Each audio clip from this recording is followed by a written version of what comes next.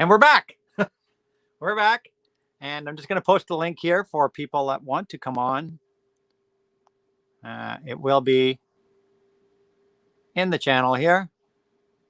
I have the free version of StreamYard, so I can only have so many people on at one time.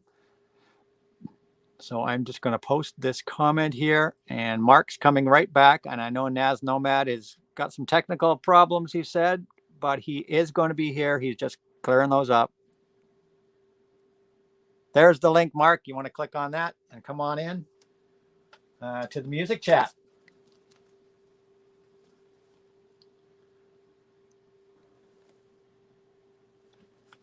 And I'll just let Mark. Anybody else want to come in? Nazz, I know Nazz is working on making his way here.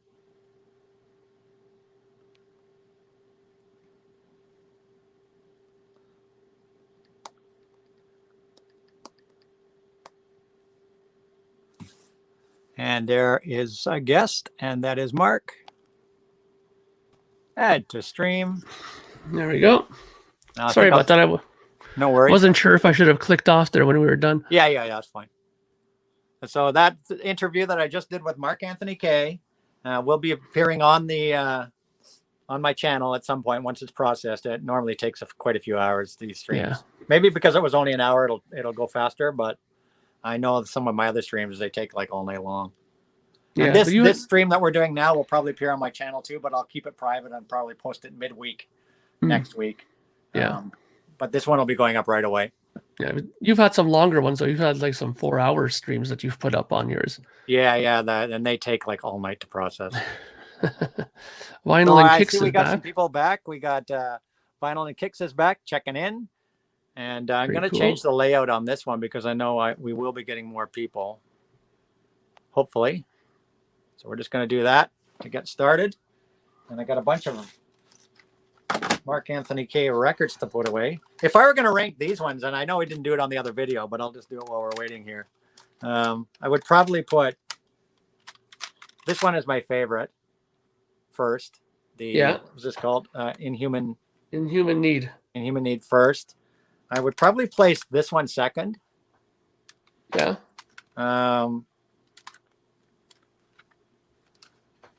Where is it? This one third. Mm-hmm. Then wherever it is. This one fourth. Mm-hmm. And this one fifth. Yeah. The redeeming quality of this one was fantastic guitar work, but I was not a fan of the vocals. Yeah. Andy was not that they were bad vocals. I think the recording of them or the mixing of the vocals was really odd and hollow, and I don't know, something wasn't quite. Well, it was our first attempt at making our own record. The guy who did it with us, he was a great guy. His name was he's also named Anthony, ironically enough. But he was both Anthony K. Yeah, but he also was doing a lot more television stuff. Like he did a lot of production and recording work for TV and for like Japanese anime stuff. So he did do music, but not as much as he does that. So, you know, he was a good guy. We went to his studio. He had a nice studio. But then the second record, we went to a guy who did like music like all the time. So it was a considerable difference in quality. And this one's great too. Dark Monarchy. I really like that one. That turned out really good, that album. Yeah, it is really good. So we're back again, folks. So we're just waiting for more people to come in. I know Nazz is working on. He also has several technical problems, I swear. Yeah, he has quite the delay on his channel. Well, like his hookup. I don't know why. Yeah, I don't know. So anybody got any questions? We got people coming in slowly. We thought we'd talk today about a few things. I was talking with Nazz. Nazz has got a list that he put together of upcoming vinyl releases. Now, on my last stream that we did a couple weeks ago, we talked about some new things. We went through the Amazon pre-order list and talked about stuff. But I gather Nazz Nomad has put together another list of some things that he's found that are coming out in 2021. We're going to talk about those. He's going to present his list. We'll talk about that. Other things I want to talk about on this show is there's been a lot of golden earring chit chat in some various streams this week.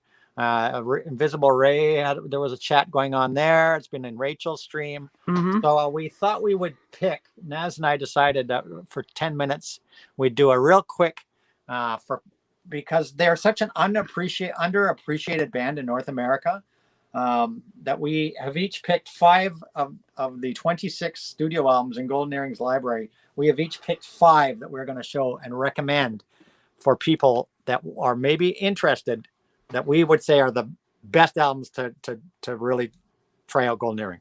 So that's going to be one little feature at some point in the show.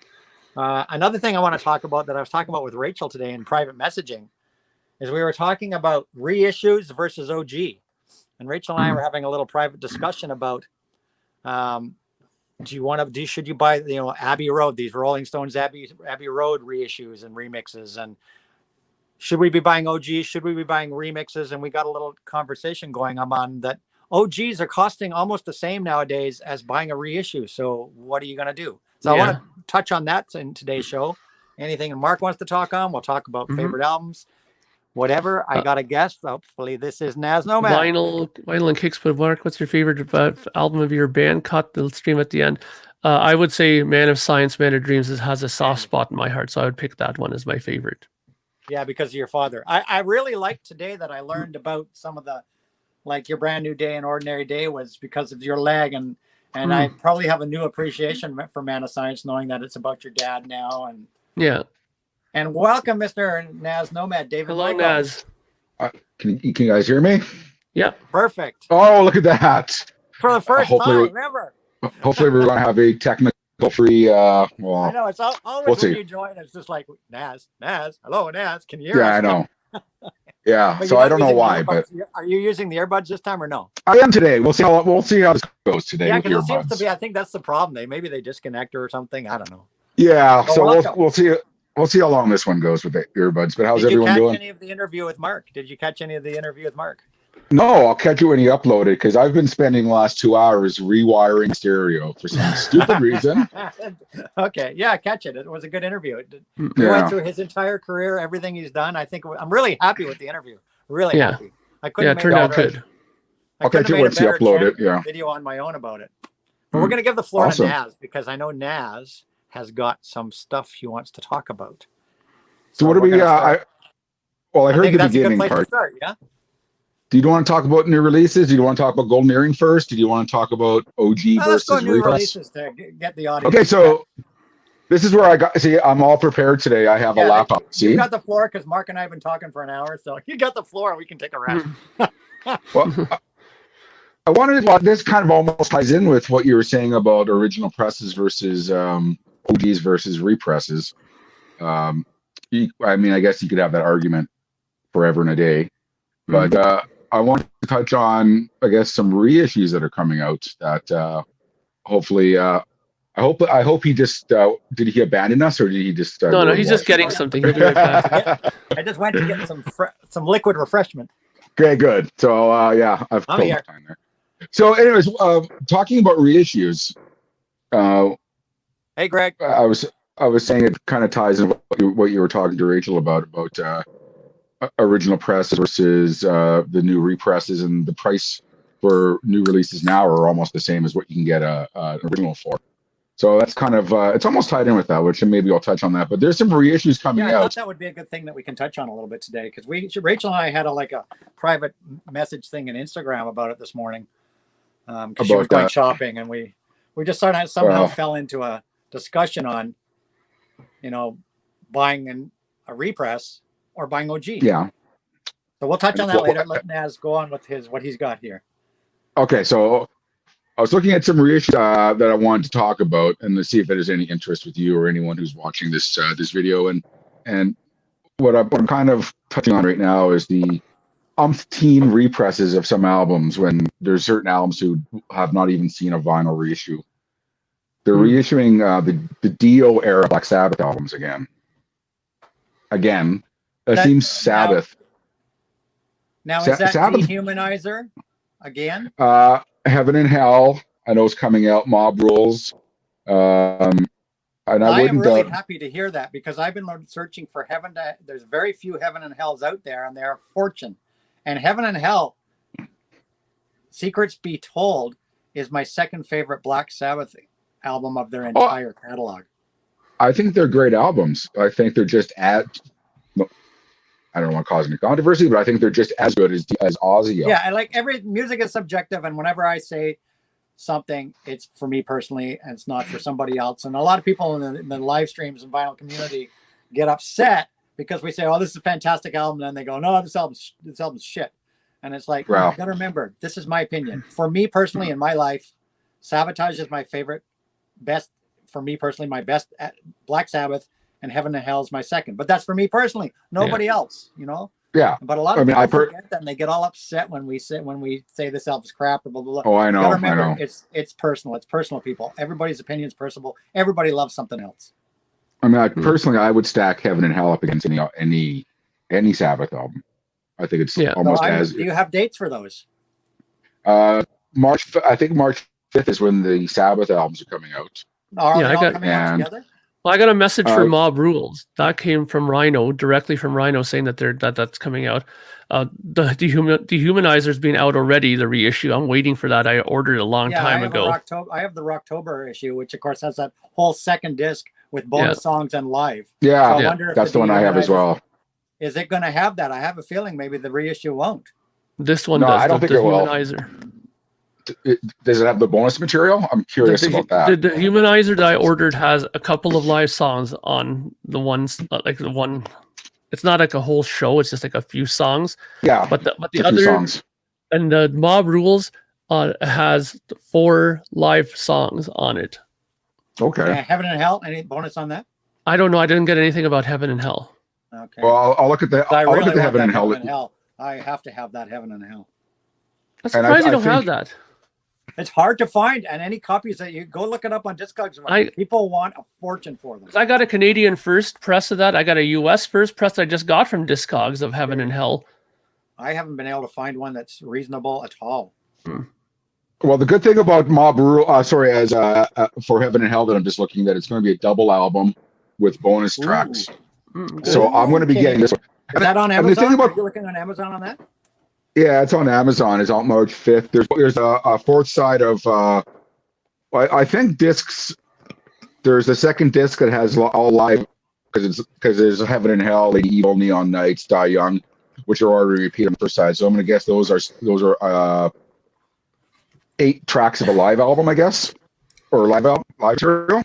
Yeah, because that Dio I just got in December, that live Dio I got, the one that was from Ear Music. That Dio concert, he performs I like 3 tracks from Heaven and Hell in that concert. How are they? Good, not bad. It's Children of a Sea, Neon Knights, and something else. Well, see now that I see that it's going to be a double album, I didn't know. I think I'll be ordering this one because when you do find good Sabbath albums out in the wild, people who bought Sabbath albums usually play them. So I mean, to get a fresh copy that's probably been mastered really well is probably better to get a new one on this one. So I might get this one and ditch my original one personally. So those are for pre-order now. Now, are you a Neil Young fan? Anyone?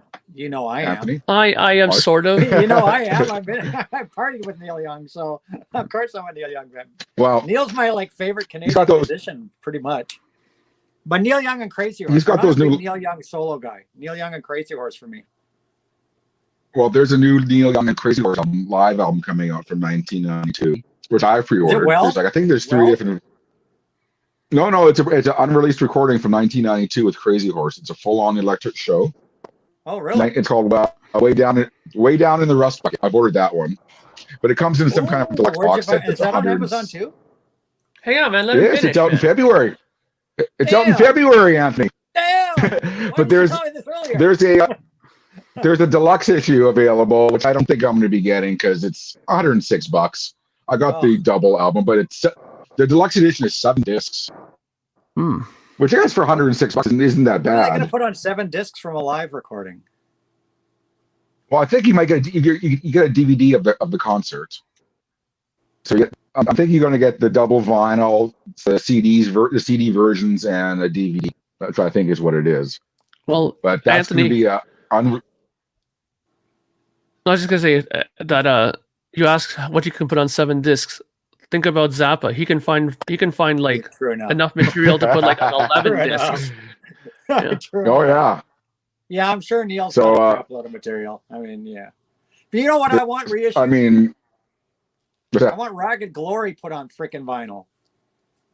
well, that'd be nice. Well, apparently somebody put here that 92 was around the time they had Ragged Glory, so this live thing is probably from that era. Yeah, that's when the Weld tour. Yeah, so it's going to be. I mean, if you're not going to release Weld, this is re-release Weld. This is just as good. It's probably personally. the same tour. Yeah, it's probably the same tour. It's going to be that great. That was a great era. I seen that tour. And Ragged Glory is my think it was- favorite was it Neil Young and Crazy Horse album, and I can't. And it, I like try to. You want to buy that on vinyl? You're paying upwards of $90 if you want a copy, an OG of Ragged Glory. Yeah. One day Neil will release that one, and I don't know what he's doing. I don't know what's taking with his so long. catalog. He's Well, released practically everything else. oh no, he's milking it pretty good. But and then I'm not really a huge fan, but the Black Crowes have a massive Shake Your Money Maker box set out. Oh yeah, I like actually that saw album that. a lot. Go on, sorry, I looks didn't mean to cut you interesting. off. No, go ahead. I was just gonna say I saw it when I ordered that huge. I don't know if you saw this, Nazz, but Universal Germany just announced a huge release of Kiss Killers double record, Yes. 45 RPM vinyl of Kiss Killers on pink vinyl. I ordered it when it came out Yeah, and- like yesterday morning, and it's sold out already. Yeah, it's coming out. Like it's sold out already. The deluxe I know. one that has the 7-inch single on it too, that's all sold out too. But on that site, Universal Music Germany, they had this huge Black Crowes deluxe thing, like 7 CDs and 4 albums, and it's like a really huge thing for that. And I have these one deluxe that I'll box quick- sets, man. I'll Yeah. have one that I'll quickly show too before I forget, but before Naz gets back to his Okay. list. This is coming out on March 26th. And I was telling, this is what got Rachel and I talking this morning. I got a letter from Townsend I didn't see Music. it though. Yeah, I'm going to show you in a sec. I got a letter from Townsend Music, who I've ordered plenty. They're from the UK. I've ordered plenty of albums from my Deep Purple box set. My Alice Cooper exclusive deluxe, the Detroit Stories, is coming from them.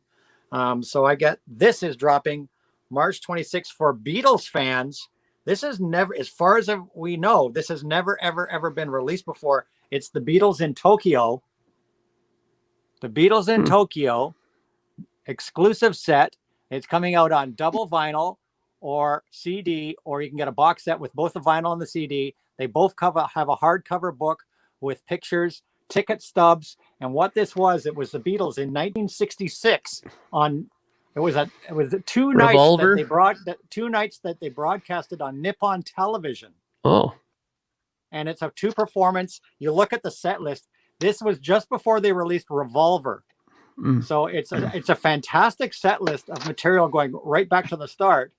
Two shows, like I said, four sides of music, and it's Beatles. And as far as we know, it's never been released before. It's called. so Beatles. I gotta ask: The is this Beatles an in actual? Tokyo. Is this an actual? release? Is this Or is this one of these like On EMI? borderline shady Amazon No, this releases? is no. This is Townsend Music. These guys only sell like quality. Like, look at this stuff. They only sell quality But is stuff, it- like official stuff. but It's not like it's not a bootleg or anything. But it's not like Parlophone though, is No, it? it's not. I don't know who it's by because it's. Mm. There's So it's a not bootleg. lot here yet, Yeah, so it's a bootleg record. but it's got So it has to be a bootleg. It's got Yeah. ticket stub. It's got ticket stub, like reissue of a ticket stub and all this stuff, and it includes the DVD of the actual broadcast. Yeah, the thing I'm just worried about with those kind of releases that sometimes they sound like they're recorded in a cement mixer. Yeah, Like, like I it's said, not- I just saw that. I just got this yesterday. It looks interesting. Obviously, maybe we'll hear more about it. These guys are the first ones to advertise it because they've got this exclusive white vinyl thing. So just thought I'd throw I'm that. in. guessing the audio. I just found out about this one yesterday. I'm Yeah. guessing the audio was taken off the video broadcast. Yeah. Most because likely. it's Because it on wasn't- television, so it would have been plugged in. Would have been plugged so in. it might be so they ripped okay. it off. And Yeah, it's I mean, and that- it's Japanese, so Japanese stuff back then was pretty Yeah, well well, recorded. They had a lot of good. Japanese only live concerts that came out on vinyl. Because that's the thing I keep worrying about. Because whenever I see these kind of releases that come out, there's like a lot of Bowie things coming out now. Blue vinyl of this release and pink vinyl of this release. And they're always like these, the packages are fantastic. They have all kinds of things with it. And then you put the record on, it's like, it's like terrible like audio. It's like, I don't want to pay $100 for like tickets and all this stuff, you know? That's just the pre-email thing. I got it yesterday night. I went on the website. I looked at the track list. I read about it. That's all I know, guys. So I guess. I'm guessing that's why the packaging is so nice to make up for the crappy Bowie albums that are coming. Could be. You know, so they gotta put perfume on the pig, so to speak. So yeah, I don't know. All right. So what else? Are you ordering the Beatles one? I don't know. I need more. Anthony? I need more information on the Beatles before I rush to do that. Well, there's a slew of deluxe box sets coming out. We talked about the Black Crowes one, but then there's the next edition of the Black Sabbath one, Volume 4. Just like the Paranoid one that came out. They're coming out with Volume 4. When's that? Which is a 5-disc set. A 5-disc set, and it's coming out. I've ordered it a while ago, but it's coming out on February 12th in a couple of weeks. Great. So that's going to be. I'm looking at it now, and it's same as Paranoid. It comes with. Hang on, he'll tell us. Hang on. Hang on, give me a second here. I'm looking at it. It comes with a replica poster, I think, or a tour program. A nice big book, and there's going to be. There's a new mix. Someone's done a new mix of it. I think there's 2 live albums in that. Cool. So kind of like Paranoid, where they had the quad mix, which is really good. There's a quad mix mixed down to stereo, but this one has the original album. There's outtakes with new mixes and 2 live albums. A nice big fat book and a nice poster. So I'm excited about that one. And the cost? And I wouldn't be at. Cost? What did I go for? It's $120 right now, but I think I got it for $106. It's $120 right now. And where can you order this? This is on Amazon. Oh, this is an official vinyl release. I wouldn't be as excited, but I bought the Paranoid one, or I got it for Christmas, and it's fantastic. And with the deluxe box sets, I'm not a big fan of like home demos and crappy outtakes where it's just some. I prefer like a live concert or something. It's a demo for a reason. You'll listen to it for a curiosity, and you'll never put a demos disc on again. And then you'll never listen to them again.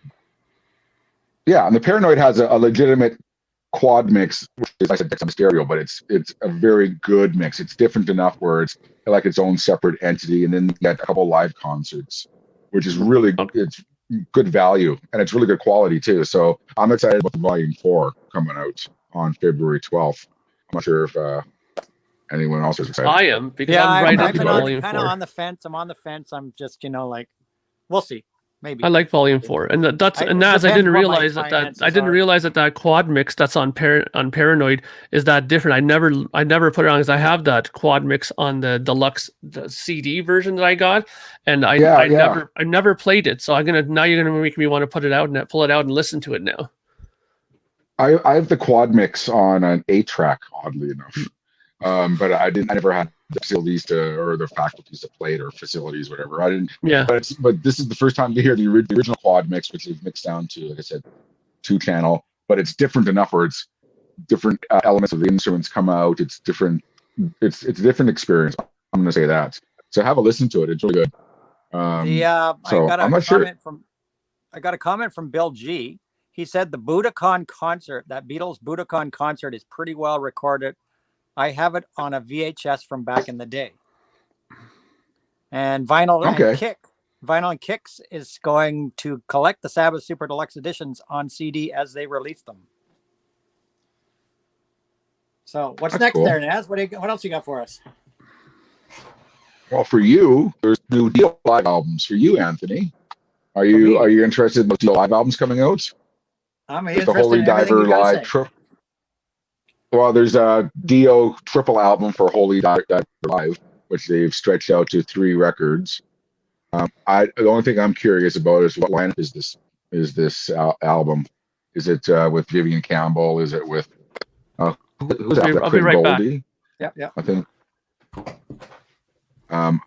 So I'm not sure what era this is How live. many deal, but how if many it's deal Vivian- lives do we need? Well, there's a couple more coming out. So Like I'm happy with that's the a deal triple live I live got album. at Christmas. That deal live I got at Christmas. I'm really Yeah. happy with that one. But do we need any more? Well, there's a lot more coming out. I think his wife needs some money there, Anthony. I think Wendy Deal needs some coin or something, because they keep on bringing out these live albums. Just while I'm looking, Anthony, is there any new releases you're really looking forward to? I know you're looking forward to the Taylor Momsen Pretty Reckless album. Yeah, I'm looking forward to Pretty Reckless. Yeah. I'm looking forward to the new Saga. There's a lot of good reissues, metal reissues coming out. They're reissuing the first two Forbidden albums, which are memories of high school for me. I love Forbidden. I know you recommended to me two Anthrax albums, so I'm gonna. Yeah. Look into those. God, those are coming out. Those are coming out on February 5th, I believe. Sound of White Noise and Stomp 442, which are two of the most underappreciated albums ever in metal. So those are coming out, and there's other Anthraxes coming out at the same time, but honestly, those two are the ones to go with. A lot of artists are dumping their entire catalog on us. Oh yeah, and I'm not sure. I guess it's a pandemic thing, you know. I'm not sure if this is the artist or the label, but they're trying to recoup some money they're losing because there's so many things coming out. Which is kind of a double-edged sword because, you know, there's a lot of people out of work right now. Is there the market? There used to be 2 years ago or a year ago, right? That can afford all these releases. I'm interested to see that. That's a good question. Yeah, I know, because they're dumping lots of reissues on us now because of the pandemic. Because there's and live because they're easy to put out, right? They're easy to put. Can I just ask something really quick? Can I just ask something to Nazz really quickly? You were mentioning about the Dio, that 3 album thing, and you said you weren't sure if it was Craig Goldie or is it Vivian Campbell. Is there any news about who plays on that? No, I can't find out. I'm just looking at pre-orders on Amazon, but I mean, it might be even someone after that where Dio might have done a Holy Diver live thing with some other guitar player, but. I'm going to do some investigation later, and I'm hoping it's Vivian Campbell. Like Craig Goldie is a decent guitar player, but I would love to see an original lineup one with, honestly, my favorite guitar player from Dio, and I know me and Pat, the vinyl archivist, were talking about this the other time, was I really, really, really like Tracy G and Strange Highways, that album when he was on. That's a fantastic album, and there isn't too much. There is one live album with him on it, but I'm wondering if there's any more in the vaults. Well, I think Strange Highway. I think that's his best latter day album, Strange Highways. Personally, yeah, that's a great one because there was some dodgy stuff that came out around that time. Yeah, I thought there were some dodgy albums coming off Dio. Oh yeah, there's some Angry Machines and some other ones I could mention. But Anthony, are you going to tell us about the progress of Alice Cooper's new album? Not progress, but what the release date is, February 26th? February 26th for Alice Cooper's Detroit Stories. There are 3 singles. I don't know have you watched them yet, Nazz? Have you listened to them yet? Yeah. The 3 singles on YouTube? I'm happy with what I'm hearing. Yeah, they're really good, huh? Yeah, I'm happy with it. It's like garage rock. Yeah. It is exactly what he's calling it. It's like Backstreet. It's the Detroit garage rock. It's like Under My Wheels. Right? Yeah, it's like the original Alice Cooper band, kind of that era when they were around with the Stooges and MC5. Yeah, so it's like I think it's going to be good. I think Alice can do like, I'm sorry everyone, I like his 80s metal albums, maybe not Poison, but Constrictor and Raise Your Fist and Yell, I liked at the time. So that's good. Alice has always changed with the times. I think all his stuff is good in its own right. I mean, he did that new wave with Flush the Fashion and Special Forces. He tried his hand at the new wave and punk sound. Like you said, that hair metal of the 80s with Raise Your Fist and Yell and Constrictor. And then the hardcore metal, speed metal of Brutal Planet and Dragontown, which I love, which are underrated as well. So those albums are good. Well, it's funny because I was just gonna say that there's a great performance from the Flush the Fashion era on YouTube. There's like a Winterland black and white performance of that on YouTube. Yes, that's I a good watched that one. Yeah. And of Yeah, course, they it's released really- Yeah, that's a good that one. tour was released on Record Store It's a- Day, and it's it's really a great good. performance. And the whole thing with Kane Roberts, I think that's the reason why he got a little bit of slack for that time, because here's a guy who comes into advertisements with like a machine gun guitar. He's all roided up. People were like looking at him like, what the hell is this? They didn't take Alice seriously because of it, but it's good records. I think it's good stuff. Raise Your Fist and Yell is really good. He dropped that solo album at the end of 2019, which I really like, and I wish he'd released it on vinyl. He only dropped it on CD. And if you haven't heard it, check it out. That Kane Roberts. Yeah. It came out in 2019. Alice Cooper sings on one of the songs. Nita Strauss, really? of course. Nita Strauss from Alice Cooper's band Nita appears Strauss. on it as well. Mhm. I can actually pull it and show you. You keep going, Nazz. You can show, and I'll go find that CD. Well, what I was going to say is people can say what they want about the Kane Roberts eras, but those are some of the best tours I seen when I was young. Was Constrictor and Raise Your Fist and Yell with Motorhead opening up. I saw that tour. But you say what you want about Kane Roberts, but he fit in. I thought he fit in really well with the stage show. He was a good player. I was just gonna say I had no problem. I had no problems with Kane Roberts. I'm just saying that people in general, I know a lot of people like when I hung out and like with the music people that I hung out with, a lot of people were kind of like snubbing their nose at him because they're like, well, what is this? What kind of gimmick is this now that Alice has, with this guy, But oh, really? yeah, oh yeah. But I was like, whatever. If it sounds cool and if it's a good record, then who gives a shit what he looks like, I mean, people used to say that about Kiss when they saw that they come out and look at these clowns, and then by the time their 45 minutes is done, people were like cheering them like crazy, Oh yeah, no kidding. And this other deal album is called Evil or Divine in New York City, another triple album one. But that's once the again, it doesn't say. It's Tracy That's G. the one. Yeah. I'm gonna order that. While we're talking right now, I'm gonna order that right now. It's really good, actually. $44 for 3 albums. Yeah, I'm gonna listen to that one. Evil or Divine live in New York City. That's really good. That album, I'm telling you. So that's Kane Roberts. It's called the New Normal. Yeah. It's only on CD. I wish he'd have dropped it on vinyl too, but it's really good. And this is from 2019. It's pretty recent. Yeah, it is a really good rockin' album. And you've got like Frontier Records too. Unbelievable. Frontier Records. Yeah. Frontier Records. They're picking up all those kind of people. Nita Strauss, of course, guitarist from Alice Cooper's current band. Nita Strauss shredding it on the first song.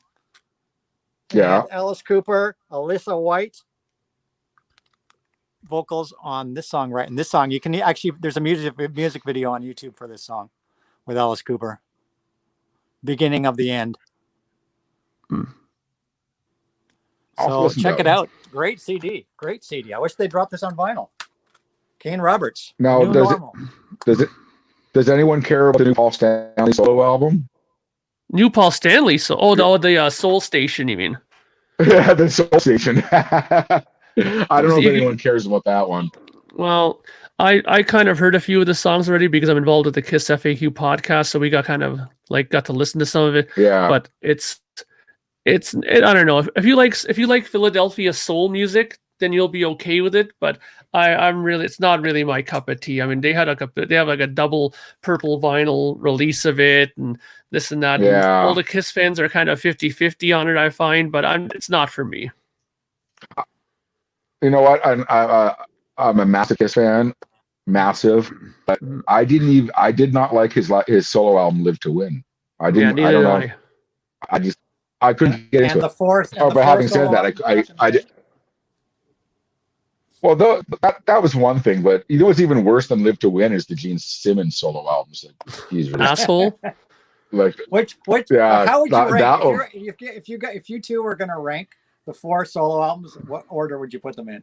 Best to worst. Okay, so I'll go first, and then Mark wants to go and all that. So or Anthony wants to go after that. I would say Ace Frehley, obviously. Then I would go Paul Stanley, Gene Simmons, and Peter Criss in that order. See, for me, it's more very or less much a Kiss album. Yeah, well, it changes for me kind of day to day, but usually my way is Paul Stanley first, Ace Frehley second, Gene Simmons third, and Peter Criss last. And I would Yeah, go. Peter Criss is kind of like. And I would go Ace first, Stanley second, Simmons third, Criss last. Yeah, and it's the Criss ones you always see in record stores that are all easily for sale. Yeah, I mean, I don't think mind the Peter it Criss one's so much. bad. Yeah, It's not bad. It's just different. You have to, you know, I mean, a lot of people back then, you know. I guess it's hard to buy a drummer's solo album. Well, I mean, the thing is, though, I mean, the sad part is that Peter Criss had probably one of the best voices in the band, but also wrote some of the shittiest music. Whereas, you know, Gene Simmons, though, everybody had high hopes about his record, but his album isn't anything to write home about either. There's some terrible songs on Gene's solo record. Oh God, Gene's solo albums are just. I just think they're horrible, personally. That's me. I don't know. But I think Peter Criss, early days in Kiss, when he sang, and he was like, when he was on fire, like around that 76 era, 77, around that 75 era, man, Peter Criss was killer. And I get kind of bummed when people bag on him, because that guy kicked a lot of ass around that time. He's got a great voice. He's got one of the best voices in that band, but you know, he's also the drummer, and you know, I mean, listen to him sing Black Diamond. What was the biggest Peter Criss? Black Diamond's awesome. Single.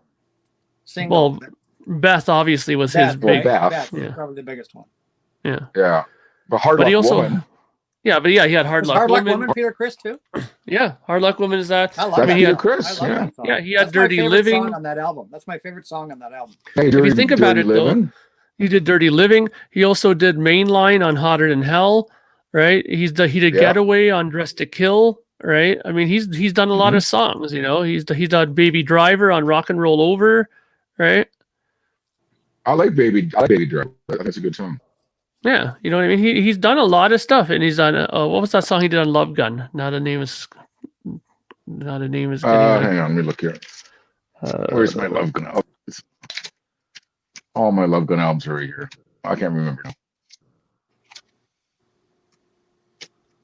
now. Yeah. Let me grab all my Kiss albums here. Watch out, I didn't even grab Love Gun. Anthony, what's the song on Love Gun? The Love Gun's got to be. Pull it out too. You're gonna make me pull it too. Looks like you're closer. This is crazy. I can't remember. Oh, I know. Well, all my Kiss albums on the tip of my tongue. Always. Damn it. Okay, I think Anthony's going to get to his first. Oh no! You're gonna make me get up. You're gonna actually make me get up. He pulls his whole rack down. Uh-oh. Hooligan. Oh, that's it. Did I just Hooligan. Damn it. Hooligan. Can't go to school again. Yeah, that's it. Bunch of records yeah. I took about 50 albums out, not even a Love Gun. Damn it.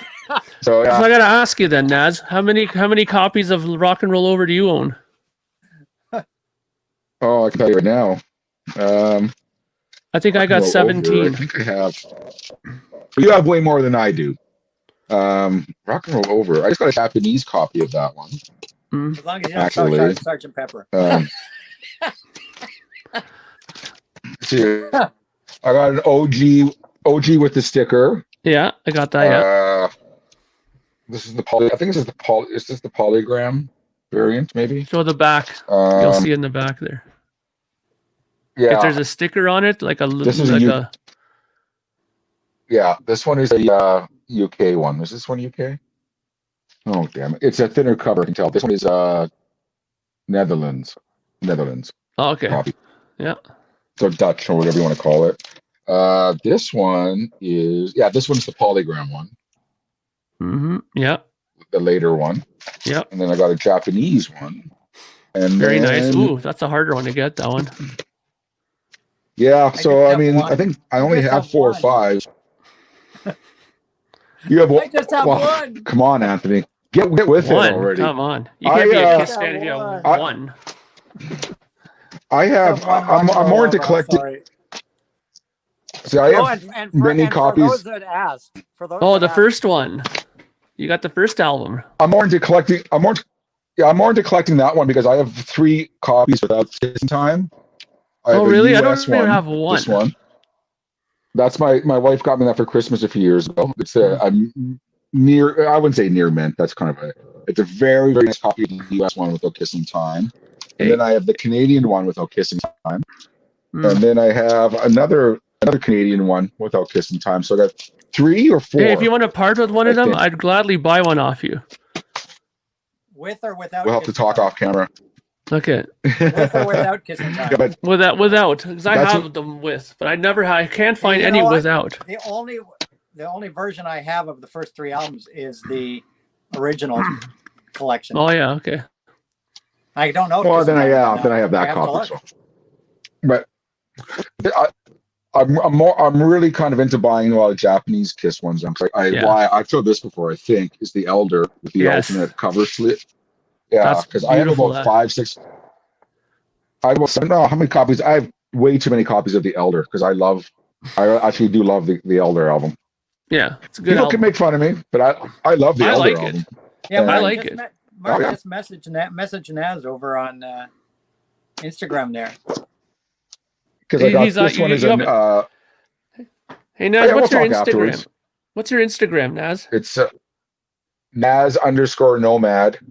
I think that's it. Okay, let me just double check and I'll add you. Yeah, because then you can message him there, and you guys want to have some secret meetings for vinyl. While I'm here, I have this is my Netherlands Dutch copy of Elder. Very nice. And then I have this is a polygram one. And then I have this is the German with the alternate anybody's logo. Backstage. We have Beetle So Boy backstage. And then I have a lot of copies of the Elder. Let's just put that. I've been back here waiting for 30 minutes. Yeah, we've been giving Nazz the floor here. So. Oh well, I'm sorry for. But you know what? The interruption.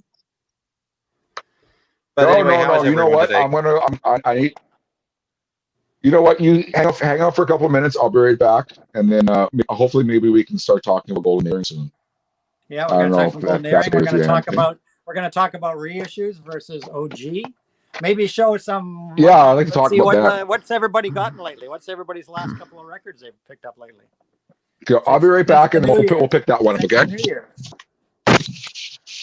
How are you doing, Beetle Boy? I'm doing pretty good. I think I got my turntable thing fixed because I figured out when it's freezing cold weather, they sound really high pitched. But it's been up in the 60s today, and I played I played Beatles' Yellow Submarine album, and it sounded just fine.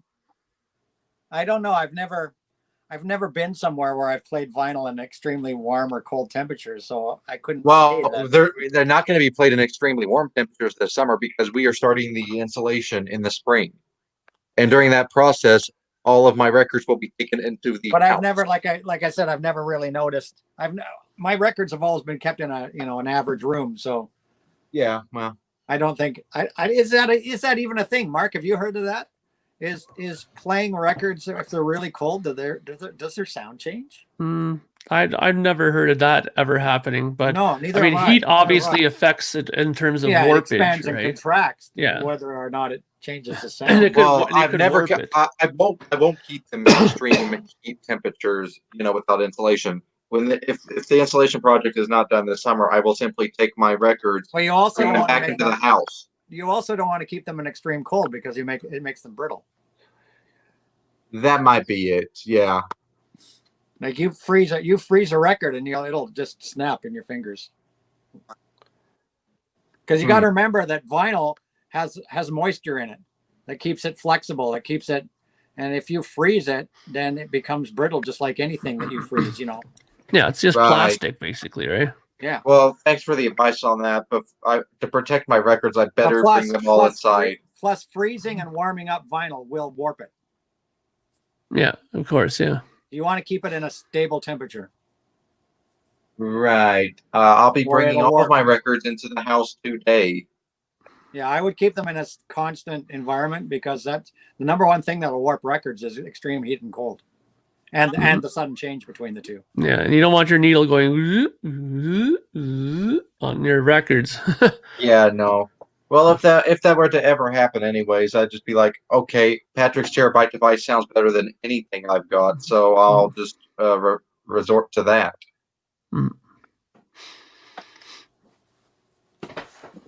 Anything, Cool. Mark? Have you picked up anything since the New Year's in the way of Since the new year, I picked up a couple of things. I got got anything to I show finally us? not near me. Everything that I have is downstairs in my man cave. But I picked up a stereo version of the first Beatles record, "Please Please Me." I've only ever had a mono copy of that, so I finally got a stereo copy of that. Reissue or an OG? Trust me, buddy, the mono sounds so much better. You don't know how lucky you are. Oh, I know, because the monos are the way to go with Beatle records for sure. Well, definitely the early ones from "Please Please Me" to "Beatles for Sale" for sure. But some people say that like stuff like Sgt. Pepper and the White Album sound better in stereo. I don't agree. I have both, and I think the mono sounds better. Oh, especially for example, the track "Dear Prudence" is so much better in mono, especially on headphones. Yeah, for sure. I also had got myself some. What was that record I just got to?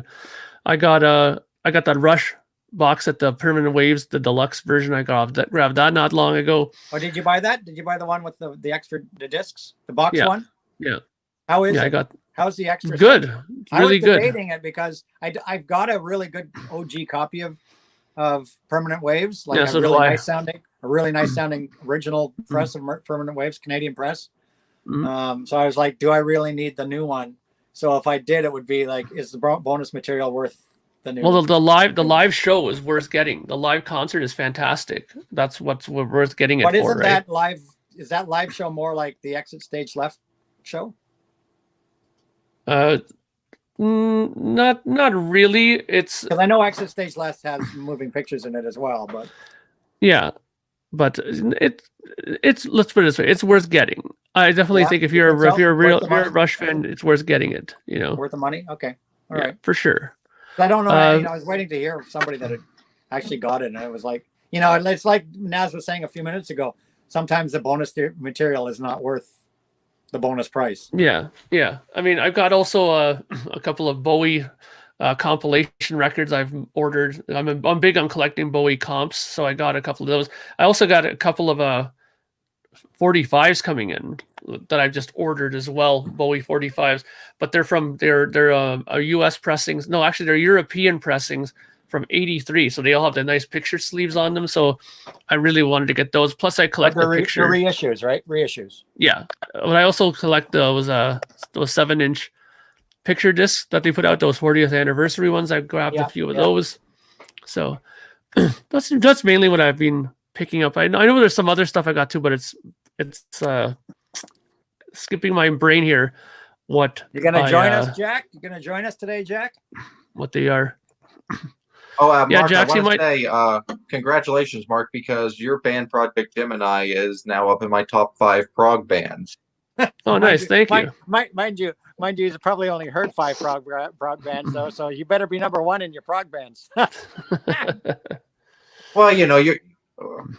Well, speaking from the limited amount of prog stuff I've heard, you're one of the top best ones. Speaking of record companies, Universal Music, if you're watching this stream right now, which you're not, but if you are, I am pissed off at you, Universal Music. I'm done with you, Universal Music. I ordered, this saga is just getting ridiculous. I ordered for my daughter, Ariana Grande released a quarantine song, like quite a few artists did, last year. She did a song called Stuck With You. It was a duet with somebody. Stuck With You, and it was coming out on a 45, on a 7-inch single. So I pre-ordered a couple copies, one for my daughter, one for me, for my collection. And this is in May 12th. May 12th, I pre-ordered these. They were going to drop in July. So July comes and goes. The single still hasn't shipped. August comes and goes. The single still hasn't shipped. So I contact Universal. I contact UMG Music. They're like, where's this 7-inch single? Oh, there's been a production delay, pandemic, blah, blah, blah, blah, blah. Okay, fine. I'll give them that. October comes in, September comes and goes. October comes and goes. Still nothing. Still no shipping notice. I email them again. We'll look into it. Blah, blah, blah. They email me November 30th. Go, there's been a production delay. It's a 7-inch freaking single. What sort of production delay is there in a 7-inch single? But you know, when you're dealing with like record companies and that, you know, you gotta understand you're never gonna get a straightforward answer. Yeah. So this is I get the letter. It's like production delay, blah blah blah. Meanwhile, she drops her brand new album. We ordered that from her website because we wanted to have what's right here. My daughter wanted to have the exclusive cover, right? So we ordered that from the Ariana Grande. That comes in 3 weeks. We get the CD in 3 weeks. Yet the single that we ordered 6 months before that still isn't. So that was November 30th. Then November 30th, they send me a message saying, we haven't forgotten about your problem, blah, blah, blah. We're sorry for the inconvenience. We're working on it. We'll get back to you. That was November 30th. So yesterday, I emailed them again because I hadn't heard nothing from them since November 30th. I emailed them yesterday. What the heck's going on with my 7-inch singles? You know, it's been 8 months. What the hell is going on with my 7-inch singles that were bought and paid for 8 months ago? Please fix this. Like, give me my money back or do something, right? I get an email today. Oh, there's a production delay. Sorry for the inconvenience. It's going to be that way until it's done. You ordered this thing half a freaking year ago. 3/4 of a year ago. Yeah. And I'm just getting this. It's just like it's a continuous loop of bullshit. Yeah. And I then know. to top it all off, and then my rant will be finished and you guys can talk. I ordered a Pretty Reckless t-shirt back in May also. I think May was a bad time to pre-order anything, apparently. I ordered a Pretty Reckless t-shirt. They dropped an exclusive t-shirt to promote the new Death by Rock and Roll album. I ordered the t-shirt in the middle of May, and it was supposed to also ship in July, and nothing comes. So August, I emailed them, where's my Pretty Reckless t-shirt? Oh, there's been a production delay. And now this is through Sony Music. Sony Music, there's been a production delay. What production delay is it in stamping a picture on a t-shirt and mailing it? How complicated is it to stamp a picture Anthony, on a again, you're t-shirt dealing and with mail it? record companies. So at any rate, I emailed them. What the hell? Oh, there's a production delay. Finally, I messaged them again in October. There's still a production delay. Blah, blah, blah. The beginning of December, I get an email from them. Your shirt has shipped. Okay. Oh, hallelujah. The shirt is shipped. 7 months later, the shirt is shipped. Please allow 4 to 6 weeks for delivery. So fine. I waited the 6 weeks. Nothing shows up. Actually 7 weeks. I contacted them earlier this week because the Ariana and the shirt have been freaking nagging me for 7 months. I contacted them this week. It's been 7 weeks. You mailed this thing out 7 weeks ago. Where the hell is it? I didn't say it in those words, but where's my shirt? So they send me a tracking number back. They go, oh, your shirt's been delivered. Here's the tracking number. What the fuck? It's been delivered. They send me a tracking number. I put it into Canada Post. It says out for delivery, delivered in Mississauga on December 22nd. Well, if that's true, then why don't you have it at your house? Exactly. Didn't come to my house. So I call Canada Post, where I go into the Canada Post live chat thing on their website, tell them what's happened, give them the tracking number, says this was delivered. I never received it. The guy goes, well, you should have reported it. We can only trace something up to 3 days after delivery. You should have reported it a month ago. I go, I didn't even get the tracking number until today. And the guy's like, too bad, so sad. And he hangs up on me. Canada Post, too bad, so sad. He goes, you'll have to contact the sender to launch an investigation. Anthony. Oh yeah, Anthony. Did you say 3 days for real? Pardon? You're breaking up. Oh, I thought I was the only one noticing that. Sorry. So this guy said to me, we can only trace a package. Hang on, Anthony, hang on. Nazz might have to restart his thing. Yeah. Okay, but anyways, Anthony, I have to get rolling though. I have to go eat my dinner. I know you were going to go around 6. So that's fine. We'll let you go. We'll let you go. Thank you for the fantastic interview. Take care, Mark. Yeah. Take care, guys. Thank you for the fantastic interview, Mark. And, thanks, Anthony. I appreciate it very much. I appreciate it, my friend. I'll talk to you guys later. Okay. Talk to you soon, my friend. Bye. And Nazz will be back. He's just going to restart his camera. So we'll watch for Anthony, Nazz. I want to ask you a question. Does your daughter listen to the band 21 Pilots? A little bit. what does she think of them? They're okay, I guess. I don't ask her detailed questions. Well, you were about what talking she about listens to. quarantine songs earlier, and I thought, oh yeah, they released probably the most famous one last year. There were quite a few quarantine songs last year. Quite a few. Alice Cooper dropped one. Yeah, and it's rumored that the song "Seize the Day Off Mac 3" is in reference to COVID, just by the way that some of the lyrics are in it. But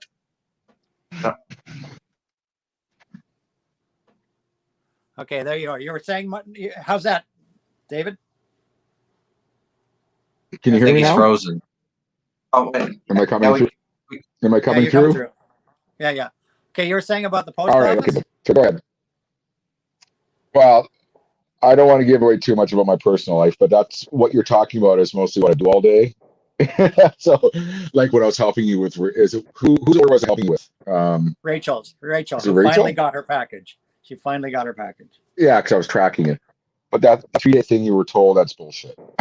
So Yeah, the guy that's not said true. that in the chat. He goes, we can only trace a package 3 days after delivery, blah, blah, blah. Yeah, you'll have to contact the sender to open an investigation, and then click. Well, that's true. Well, that's true. So, I mean, but the 3-day thing is not true. So I've written back to Sony and said, listen, I didn't get my shirt. Canada Post says I need to contact you. Please send me a shirt, refund my money, do something. So it pisses me off, you know. Somebody walking around. Unfortunately, the amount of theft. If I see somebody in my neighborhood in the summer wearing a Death by Rock and Roll T-shirt, I'm going to punch their lights out. Yeah.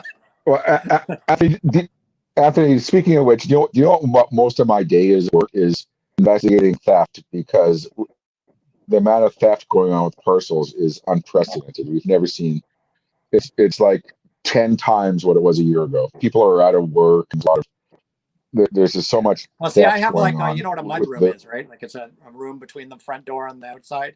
So the post, all my parcels, everything from Canada Post comes in there. It's not like they sit out in a mailbox outside the house or on the front step. Postman always puts them inside the mud room. So if somebody's going to steal, they're going to have to actually come into my house to steal them, you know? And then my dog would go off like a freaking alarm clock, because anybody opens that front door, the dog's there at the front door like crazy. So. Unless it's Amazon, who just throws it on my front step in plain view. Yeah, Amazon, who wings them, like I said. Well, you know, I've had issues. I'll say this: I've had issues with Amazon because they'll say, I used to be heavy into collecting CDs about a year or two ago, and I would order a CD from Amazon with Prime shipping. I choose the 100% positive one every time because, you know, guaranteed that you'll have the best condition. And then I get it in the mail 2 or 3 days later, and the case is broken. The little things that hold the CD in place are broken. It's like, the fuck, man.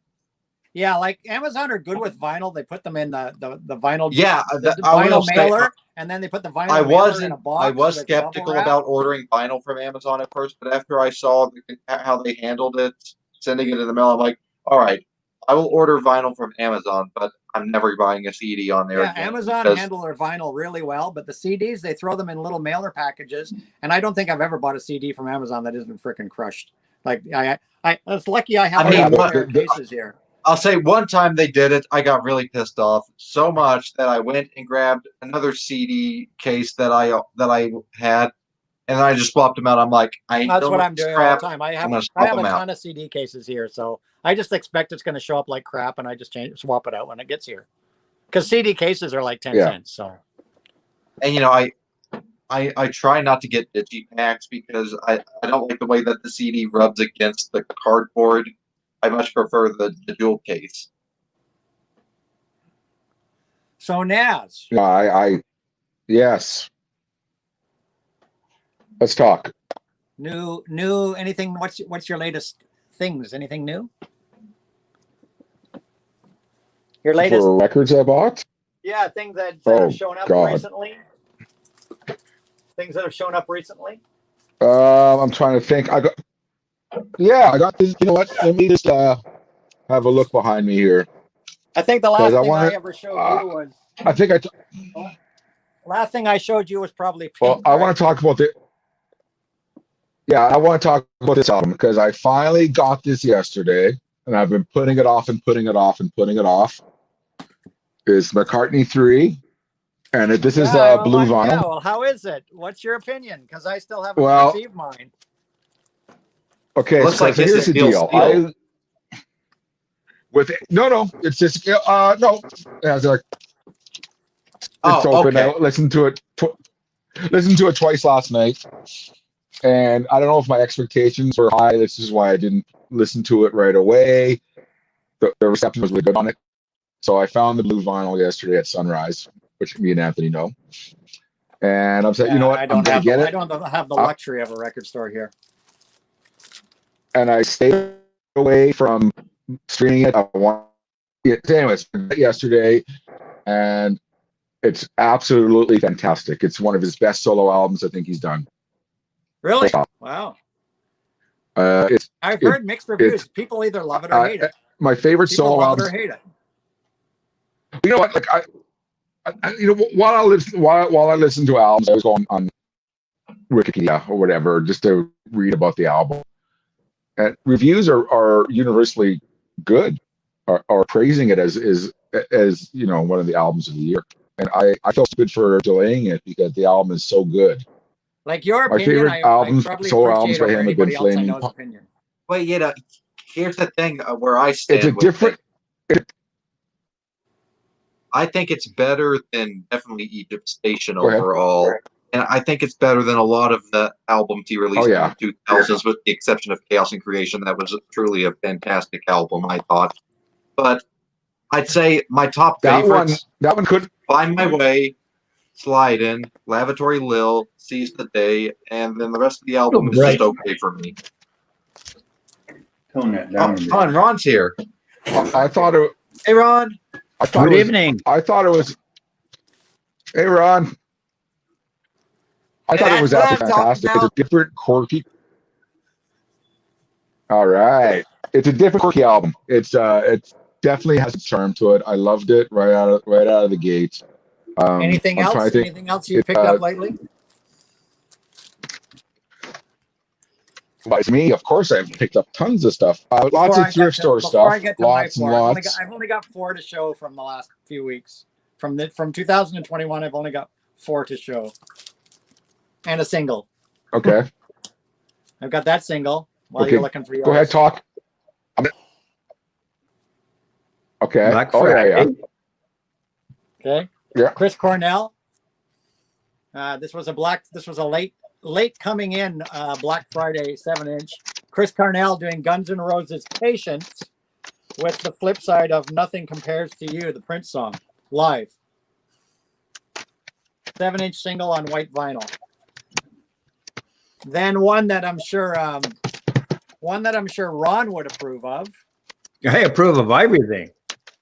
One that I'm sure Ron would approve of that I got as a birthday present. Are you there, Nazz, or you're like way far away?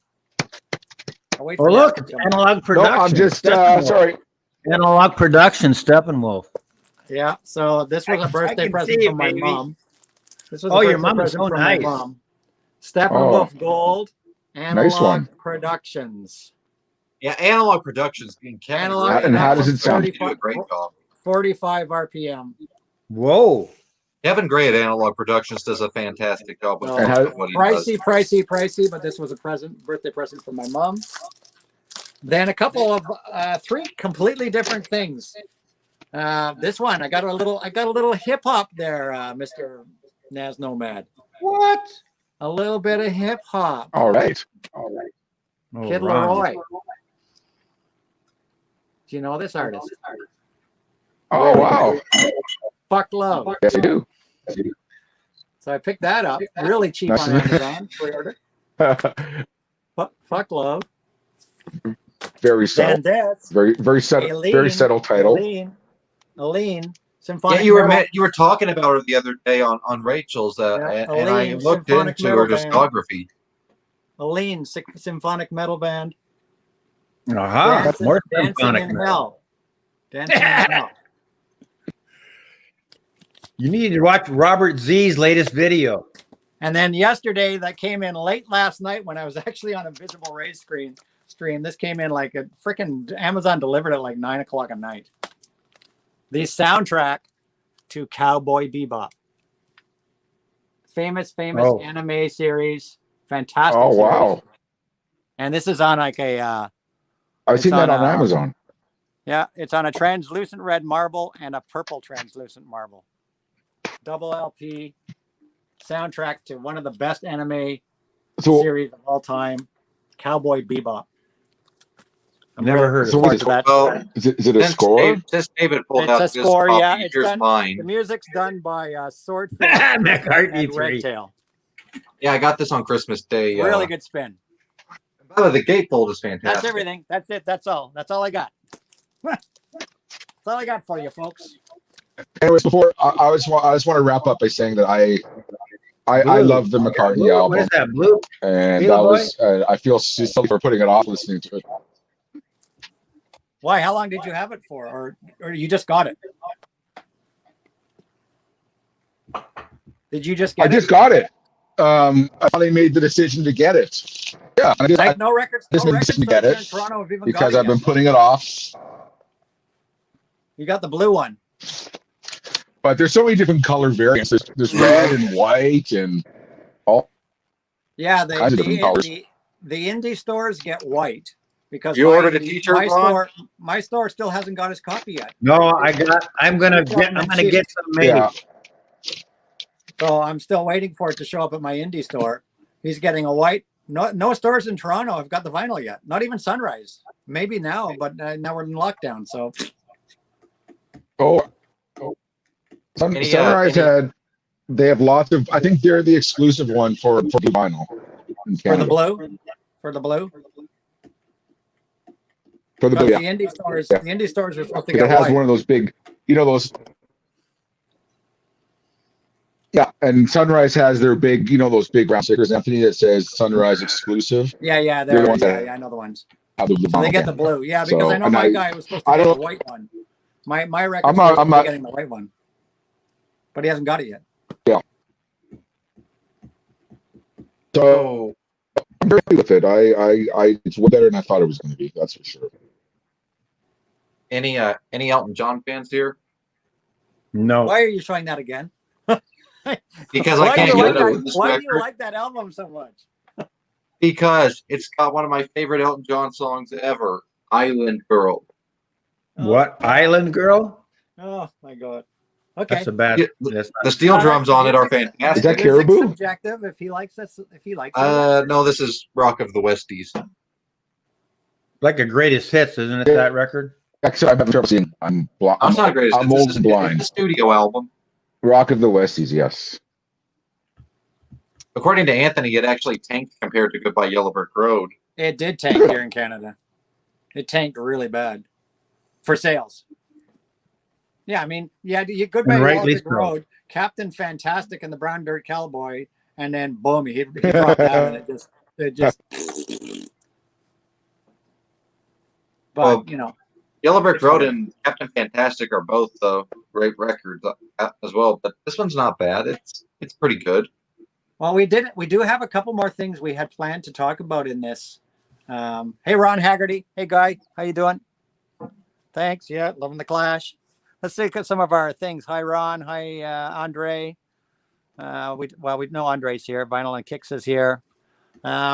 Two things that were on it that we were going to talk about in today's chat. We were going to do one real quick thing, Nazz and I. Should we do that one now? Because Beetle Boy will actually appreciate this. Since Ron's here, Beetle Boy has recently discovered Golden Earring. Yeah, I want to talk about. well, There's something I want to talk about with that. I listened to a not a hit song at all of theirs the other day. I was scrolling through some of their albums, and I found this song called "Will and Mercy," and I played it, and I'm like, "All right, this is good stuff." all right. All right. So what? And Awesome. I know, and Ray's stream, Visible Ray had a stream last night that I was on, and there was a fellow in there. We were talking about Golden Earring. It's been brought up on Rachel's channel stream a few times this week, because I don't know what it is that in the United States and Canada, the Golden Earring is so underrepresented here. And there's been a lot of little chit chat lately. So people have been asking, what do you recommend if we're going to get into, if somebody wants to get into golden earring, if somebody in the US and Canada wants to get into golden earring, what do you recommend? And so I showed one on my video Okay, this we week. can talk about that, yeah. I showed 8 Miles High on my video this week and recommended that. And Well, that's people that not watch my typical of video- golden earring, though. That's not your typical sound from them. No, well, they've changed a lot. That's a very psych album. More proggy. Yeah. It's a prog psych album, and I highly recommend that one. And for those that are watching, that I got comments that how could I trash the Sgt. Pepper album? Don't worry, that copy of Sgt. Pepper that I completely destroyed in my video and ran over and took in a hatchet to and hedge clippers was a completely destroyed Sgt. Pepper in the first place. Donated by my record store. It was going in the trash. It was completely unplayable. So Don't say that. It was pristine mint, and you just destroyed it, bastards. Tired of sick of this record. No. So I didn't trash them. Well, Anthony, you've mentioned that your favorite Beatles album is actually Magical Mystery Tour, and that's right. kind of surprises Sgt. me. Pepper isn't on my list anywhere at all. Well, not really mine either. I just think Abbey it's Road, and I think they tried too hard to make it perfect. What I think. But at any rate, getting back to what we were going to do, we were going to really quickly, and we decided today, for those that are watching that want to take a chance and try golden earring, Nazz and I, being huge golden earring fans, we're going to really quickly each show 5 albums from Golden Earring's catalog that we would recommend as a jumping off point for anybody that Let's wants see if we got too many. I'll go get 5, and we'll see how many flip flops we got. The same ones. All right, pick 5 records that you would recommend from Golden Earring for somebody getting into Golden Earring. And you know, I don't. And Beetle Boy's our guinea pig because he's getting into Golden Earring.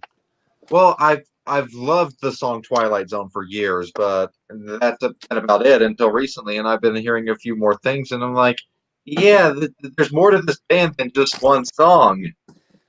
Way more. And I hope. Yeah. I think there's going to be at least one that I picked that there's going to be one here that I picked that I think Nazz picked. I probably could have picked all 5 of you were going to pick Nazz because I know you so well, and you know me. we did our golden earring thing, and our opinion about golden earring, I'll tell you, I think is really similar. So I tried to not pick what I think you're going to pick, but I think you know what? I'll tell you. I think there's one that's going to be the same. I'll tell you right now. I did not pull 8 Miles High because of. Well, I thought you were going to pull it.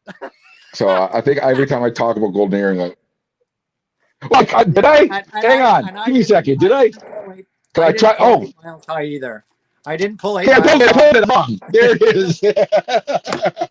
Yeah, I didn't pull it because I fucking just showed predictable. it in this God week's video, damn it. right? I just showed it in this week's video that I put up. So Yeah, I'm not going to pull it today because I just showed 8 Miles High. So I'll leave that one out. And I had a feeling you were going to show it. So this could be interesting. Probably be a bunch of overlap. I'm predictable as it gets. Fuck. That's So we picked them. Beetle Boy, take notes. Take notes, Beetle Boy, because these are ones we would recommend. All right. I picked one from the 60s. I've got their entire discography pulled up on Apple Music, so the ones you name off, I'll go ahead and add to the library. Yeah, so basically I picked one from the 60s, 2 from the 70s, 1 from the 80s, and 1 from the 90s. That's okay, but before you start, I have a question. Why does because Golden Earring started way before '69? So why does it say that their earliest album came out in 1969? It's around there. Because Golden Earring, when they first came out in 1965, were called the Golden Earrings. Okay, yes, I know that, but when I search that up, I get no result. A lot of places, when you look up Golden Earring, they won't show those other ones because they were known as the Golden Earrings, then just Golden Earrings, then the Golden Earring, and then finally Golden Earring. So when you do a search, sometimes it doesn't pick up all the different versions of their name that they started out with. Yeah, I searched up the Golden Earrings and I got no results. Exactly. And the Golden Earrings first album was 1965. All right, you ready? And it's very Beatles. Hey, you know what we should do? All right. We should do. Well, I wish I could find it on here. Hey, hang on a minute. Have you guys started doing this yet? No, we're waiting for you. Okay, so I think what we should do is have Anthony starts, and if we all got the same record, we all hold it up and say, yeah, this is we agree. kind of Okay, thing. so Instead of just I'll start. Yeah, we'll go. Okay, we'll let's go, do that. We'll go me, then Nazz, sound like a then plan. Ron. It'll be a lot quicker that way. Yeah, I will go me, then Nazz, then Ron. So because I didn't pick 8 Miles High because I showed it in my video this week, I went with a different 60s album from Golden Earring. And this is a double LP. I think it's a fantastic, totally psych album on the double by Golden Yeah, I don't Earring. have that one. Yes, that's Ah. the early. That's Two actually the LPs of earliest psych one music. that Apple Music has by Golden Earring. So I'll go ahead And and if add you that. notice, Beetle Boy, they are called here Golden Earrings, plural. Golden Earrings, yeah. So that was my first pick from the 60s because I didn't choose 8 Miles High. Oh, look at that! 19 tracks. Yeah, it's a double LP. They took a big All right, chance add. on the fourth LP by releasing a studio double LP. All right. So that's my first pick for if you want something that's totally psych, because this is pretty much all psych. Okay, I'm definitely checking that out. I've already added it. Now, Nazz. All right, I'm going to pick my first one. It'll be Wall of Dolls. Wall of Good choice. Dolls, or the self-titled album. What yeah, year I'll is have it? to use I was This going on was the double or Wall of Dolls. I was going on the double or Wall of Dolls. I decided to go with one psych one. That one's this from. is early Here we go. 70s. You ready? I can't remember what That's year gotta it have is. this now. It says it's from 1970. That's Yeah, so that's 1970 the Wall one. of Dolls.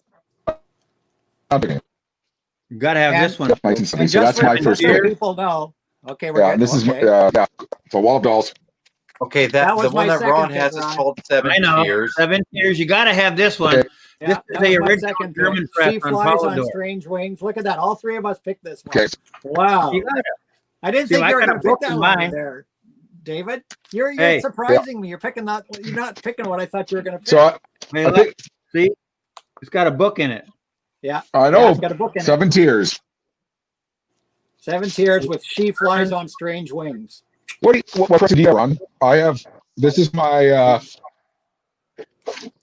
original Nomad copy, and that's the You're insert what, you're breaking up a little bit. gatefold. And this is my music on vinyl copy. Yeah, I was going to buy that, but I never Am I did. breaking up? Yeah, the music on vinyl, A and little bit. it's pressed on the green. Okay, yeah. To match I got the it. cover. I got an OG German press, so I'm happy. That's green vinyl. Yeah, I have this. So I got that the was our same second choice, Beetle Boy. Since you do, 7 Ron. Tears. actually. 7 I Tears. got another I got it added. Hey, I'll go again because we're all Okay, so going to it's agree. Ron. Anthony, You how ready? ironic Ron, is it that agree all on of you picked What? all of you picked Golden Earring albums, with the exception of 8 Miles High. They were in chronological order, the first few in their discography. Yeah, well, we're going in chronological. I'm going in chronological Oh, order. we anyway. sort of. Okay, the next one we all agree on is this one. No, Mountain. Ron, you didn't know the rules. When Oh, there's a rule. there was a rule. When I talked to David earlier about it today, we were going. There's rules apparently. Yeah. Oh my God, we were can't gonna- show them there's a rule. We were going to pick 5 albums other than Moontan and Cut because everybody in North America knows Well, that's Moontan. part of you. I'm not. No, I'm in the rules. I'm before the rule. You're exempt. You're okay because you didn't know the rule. the OG. Hey, Anthony, I got a question. God dang it! I'm talking, Beetle Boy. Wait, Beetle Boy. Wait, let Ron finish. Go ahead, Ron. Original UK black tracks, textured cover, really nice. And Gatefold, Nice right? one. of course, yeah. The other one we can't show. Cut. But I got to do something about this. I got a digital Nice one. Japanese one. Yeah, but it's still. You can tell it doesn't. It's not what it needs to sound like. Yeah, those were the. So it's good that Ron showed those anyhow because those are the 2 that everybody knows. Yeah. If you don't know about Golden Earring, you need to know about this record, and more importantly, you need to go listen to this right now. That's very important. Yeah, in those your 2 life. records. Those 2 records are the ones that most people associate Golden Earring with. But we wanted to try to go outside that box and show things that people wouldn't know. And I'm surprised, David, so far by your choices because not what I expected. So I got we a are question. interested. Well, I'll try to Album get it. number 3. Album number 3 I chose was Okay, so Switch. from night. There we go, Ron, baby. Switch. Okay. Switch. It's a great record. You got to have it. You got to have it. There you go, Beetle Boy. Switch. Okay. We all pulled the same one. It's a great record. What about their? It's got Kill Me Ce Soit on it. Kill Me Ce Soir, Rodeo, plus minus Absurdio. This first side is stacked. Just freaking masterpiece. All of the entire first side. What about their album Prisoner of the Night? Just wait, Beetle Boy. So I'm surprised, Nazz, because I thought you might show Mad Love. Hang on. Or maybe he's not done yet. I was going to, but I went with Switch because I left Mad Love. Okay, so here's my pick. I left Mad Love and 8 Miles High because I figured you would show them, and I was going to leave Switch too, but then I was like, no, I got at least pick one that I think he's going to fit. But I would have taken Mad Love or 8 Miles High. Okay, so my next pick. Yeah. Yeah, I was going to pick Mad Love too, but my next pick is Prisoner of Night. Oh, funny! I just spoke Prisoner of of that Night one. because it's got I just asked about that. it's got Long Blonde Animal on it. Long Blonde Animal, and of course the title track. Prisoner That's of my the next Night pick. Is that one? Will and Mercy, which Beetle Boy heard. Fantastic. Yeah, well, I don't know that. I don't even know that record. What did Ron pick? Oh, for the next one? It's a good one. So Prisoner of the Night. Nazz, where's she? No, I've already we're 3 for 3 on showed Nazz. two, so I went and got 2 other ones. So I'll put you this one up here. That's Yeah, there you go. 8 Miles High. Because we were going to show it. That's good. That's a fantastic album. He's got it. So we've done 4 now. Have you been writing these? And Yeah. might Yeah. as well just add their entire discography and listen to that. Yeah, but you're supposed to be checking these off, right? See the back? See what it says? I am. Okay. Every time you mention one, I go to that album on my phone and I click add. All right. So I've got 1 left. We've done 4. I've got 1 left. Everybody got 1 left. I got 2. Okay. Well, let you Okay. show one of them. Then, Ron. Show one. So Well, we're down to our last We should one. have this one. Come on, this is a good one here Yeah, now. To the Hilt. Another good choice. To the Hilt. Latin Lightning. Sleepwalking. All right. Yeah. That's a good one. Add. This is really good. Yeah. All right, Fantastic. I got 1 left now. I got 1 left. So am I starting? So the next one I took, I wanted to do one from 60s, 70s, 80s, 90s. I didn't pick one from the 2000s, though I do like Mill Street, and I do like their one from 2012. But I decided to go from one from the 90s, and I decided to go with their cover album, Love Sweat. Hold on, I'm trying I took that one, but I didn't. I decided to go with Love Sweat. It's a covers It's a album. good covers album. It's a really good covers album. It's not showing Anthony. It's not showing up on my phone. What, That's Love fine. Sweat? Yeah. You got to find Love Sweat, which has such classics on it as When I Was Young, Gotta See Jane, Eric Sail Burton. on Sailor, Yes. Sail on Sailor, Beetle Boy, Sail on Sailor. When I was young. Yeah. Yeah, If only they had it, they don't have. The Beach Anthony, Boys Sail on fine. Sailor is on this. I get that, Anthony, but I can't This find the Wheels album on here. Fire, a really great version of This Wheels Okay, on Fire. Anthony, what year did that album come out? 1995. Okay, well, on the discography on Apple Music, it goes from Keeper of the Flame from 1989 to Naked 2 from 1997.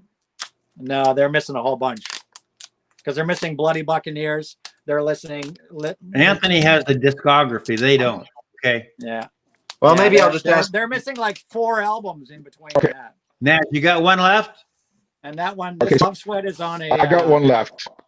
My He's gonna Love show Sweat the- is on a the vinyl. gold vinyl. Golden earring vinyl. There you go. Golden earring vinyl. Okay, All so right, I'm next gonna one. here's my last Yes. one, guys. It's I'm betting Bloody Buccaneers. Bloody Yes! Buccaneers. I almost picked it. It was, for me, it was Bloody Buccaneers. But or that's, Prisoners to of me- the Night. Which one?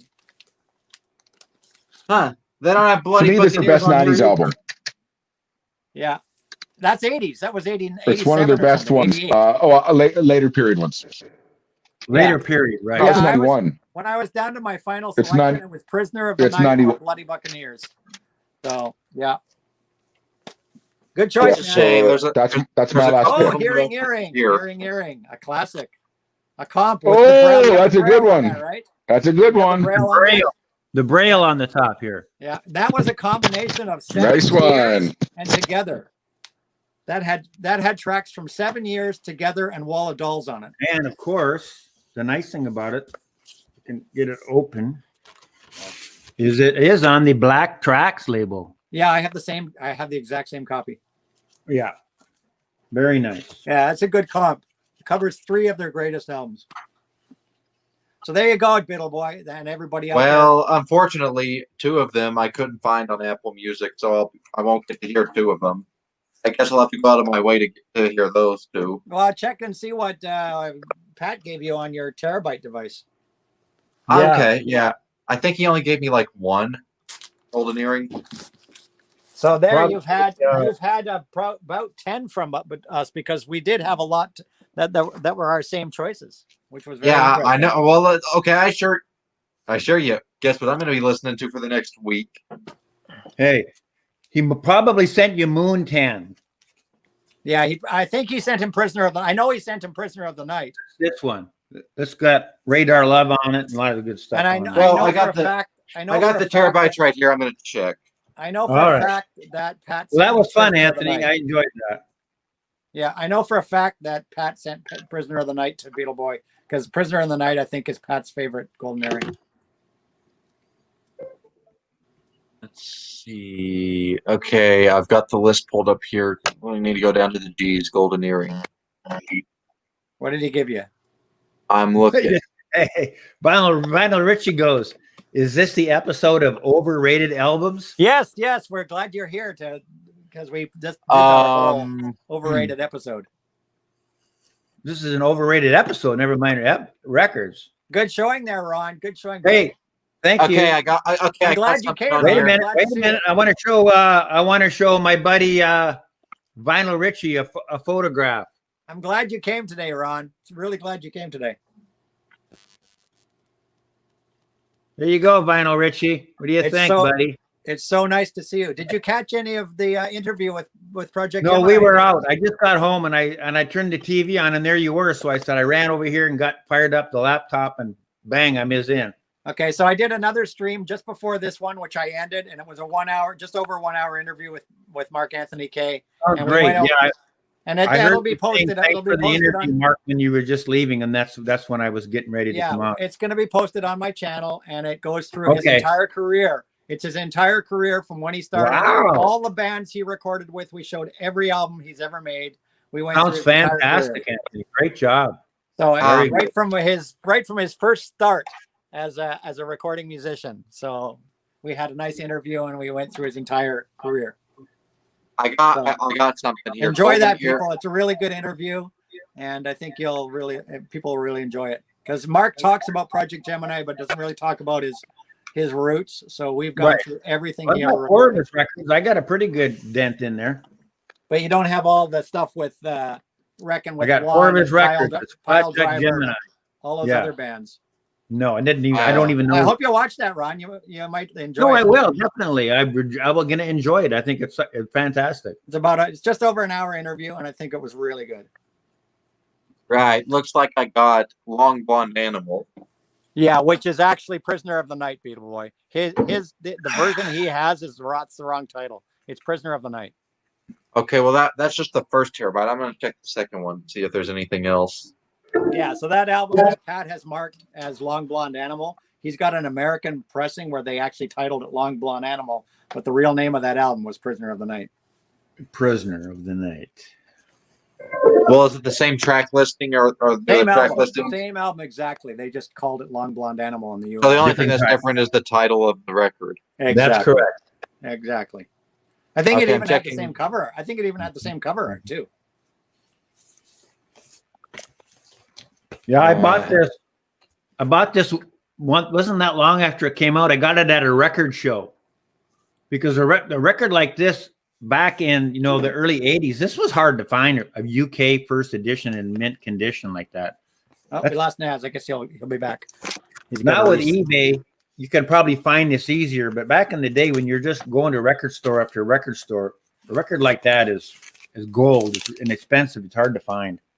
Yeah, I remember when I found my first copy of the European Moontan here in Canada. It was like we, of course, were flooded with the Canadian version of Moontan, and then when I saw the one with the with the Vanilla Queen on the cover. I was like, oh, I'm Right. gonna have this. What's this? And then I realized Right. it had a different track listing too. And every gold earring record I have, I bought in a record store used. You know, back in the day, because the ones I have are older ones. They're not the new ones, like some of the ones you got. Hmm. Yeah, because But I didn't want to get. We've been buying because Music on Vinyl has been reissuing them. They're doing a fantastic job of Yeah, reissues. I saw that and I said, you know what? I need to get 7 Tears on an MOV. It would be a lot nicer. I'm really happy with the MOV. They're doing their entire catalog, and they're really great sounding. I'll have to look on eBay and see what's available, because you know Seven MOV Tears they just came out last year. You can even still buy 7 Tears on Amazon. Hey, Okay. Hello, Christopher. How you doing, bud? Hey, Chris, what's up, buddy? We're just waiting hopefully for Nazz Nomad to return. I think he had a technical glitch. He's been lagging almost the whole show here.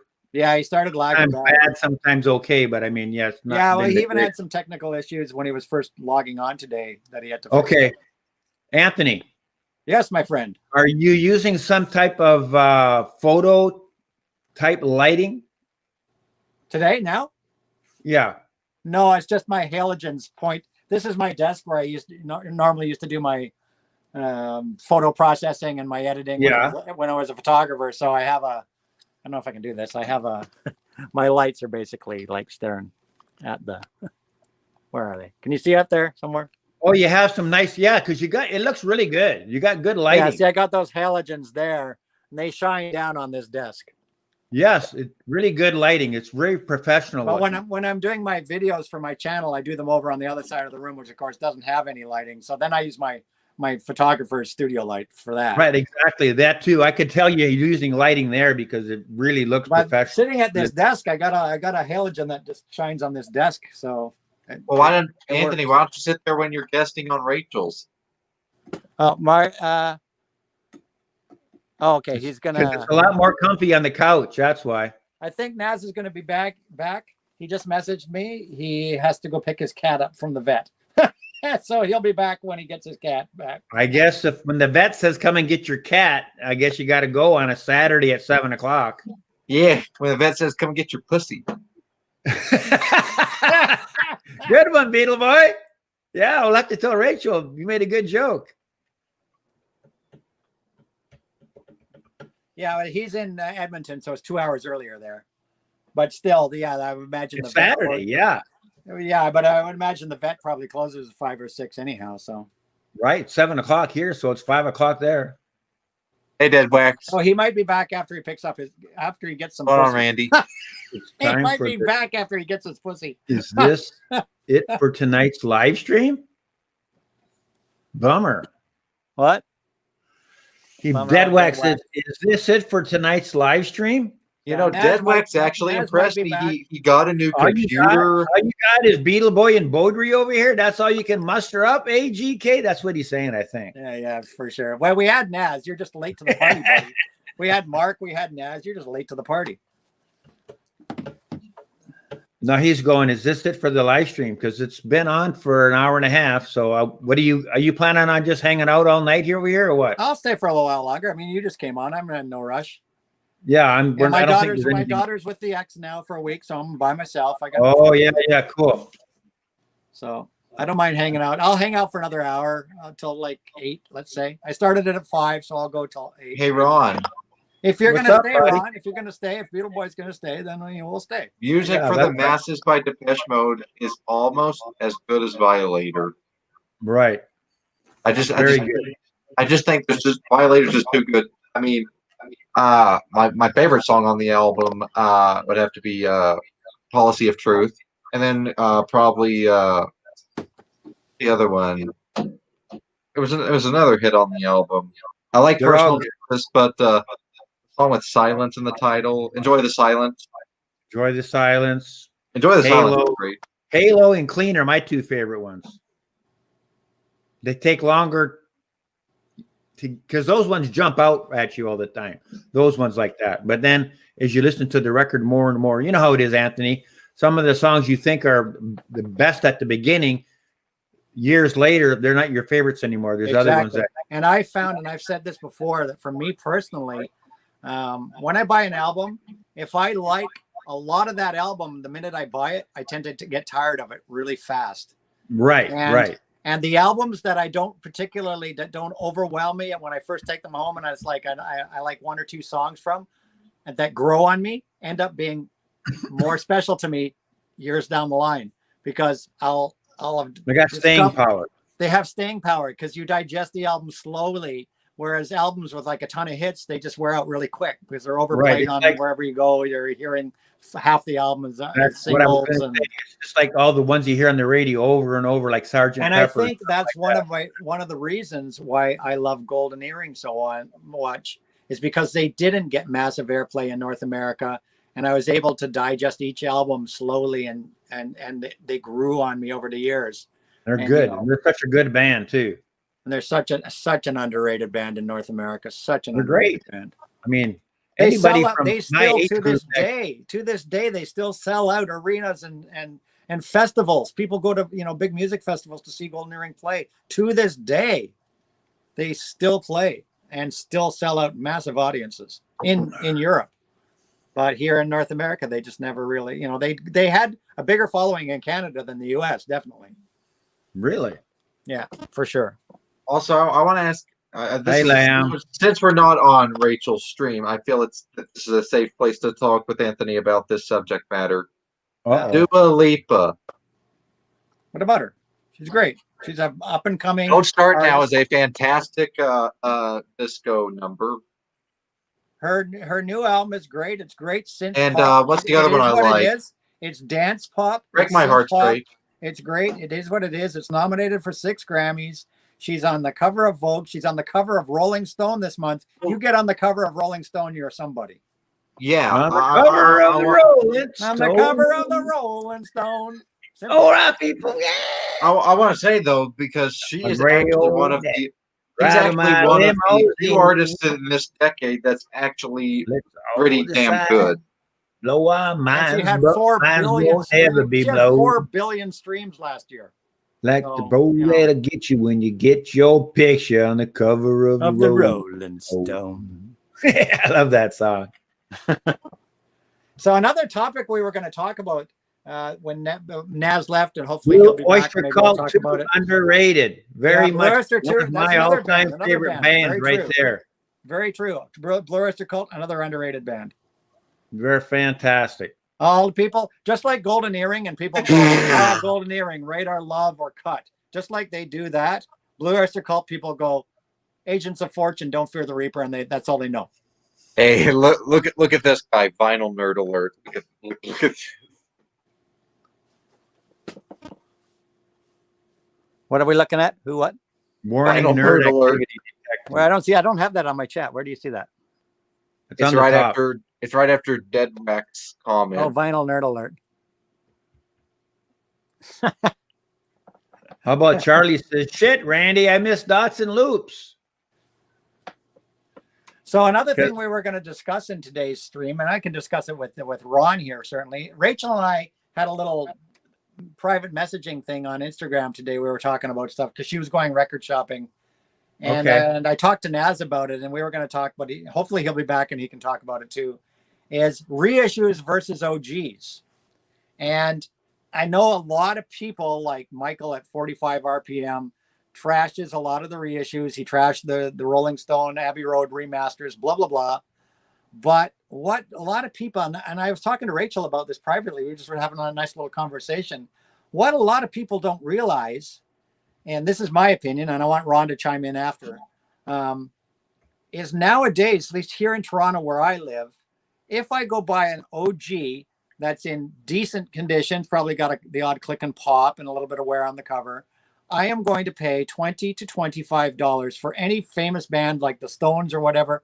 I'm going to pay $20, $25 for a reasonable quality condition OG press of something by, say, the Rolling Stones. So why would I not spend $25 on an Abbey Road Studios half-speed master that's brand new when I'm going to pay the same amount for an OG that's in half decent Hey, condition. Anthony, I think if you're going to get an OG of anything from the 70s or the 60s, you're not spending $25. No, that's Or what I'm saying though. Here you're in spending Toronto, 50, you are. 60, $70 for those records. Yeah. Oh, yeah. Even more. Even more. But I'm just saying Right. an average Canadian OG pressing, because that's what the majority of stuff we have in our Canadian And then when you record go stores, to as the you know, later Rob. 80s and then the 90s when they didn't press hardly any, those things are even more money. Yeah. And here in Toronto, and you know, because you lived in Canada, that most of the stuff in our Canadian record stores is Canadian pressings. We were pretty much self-sufficient in Yeah. Canada for Oh, yeah, pressing. yeah.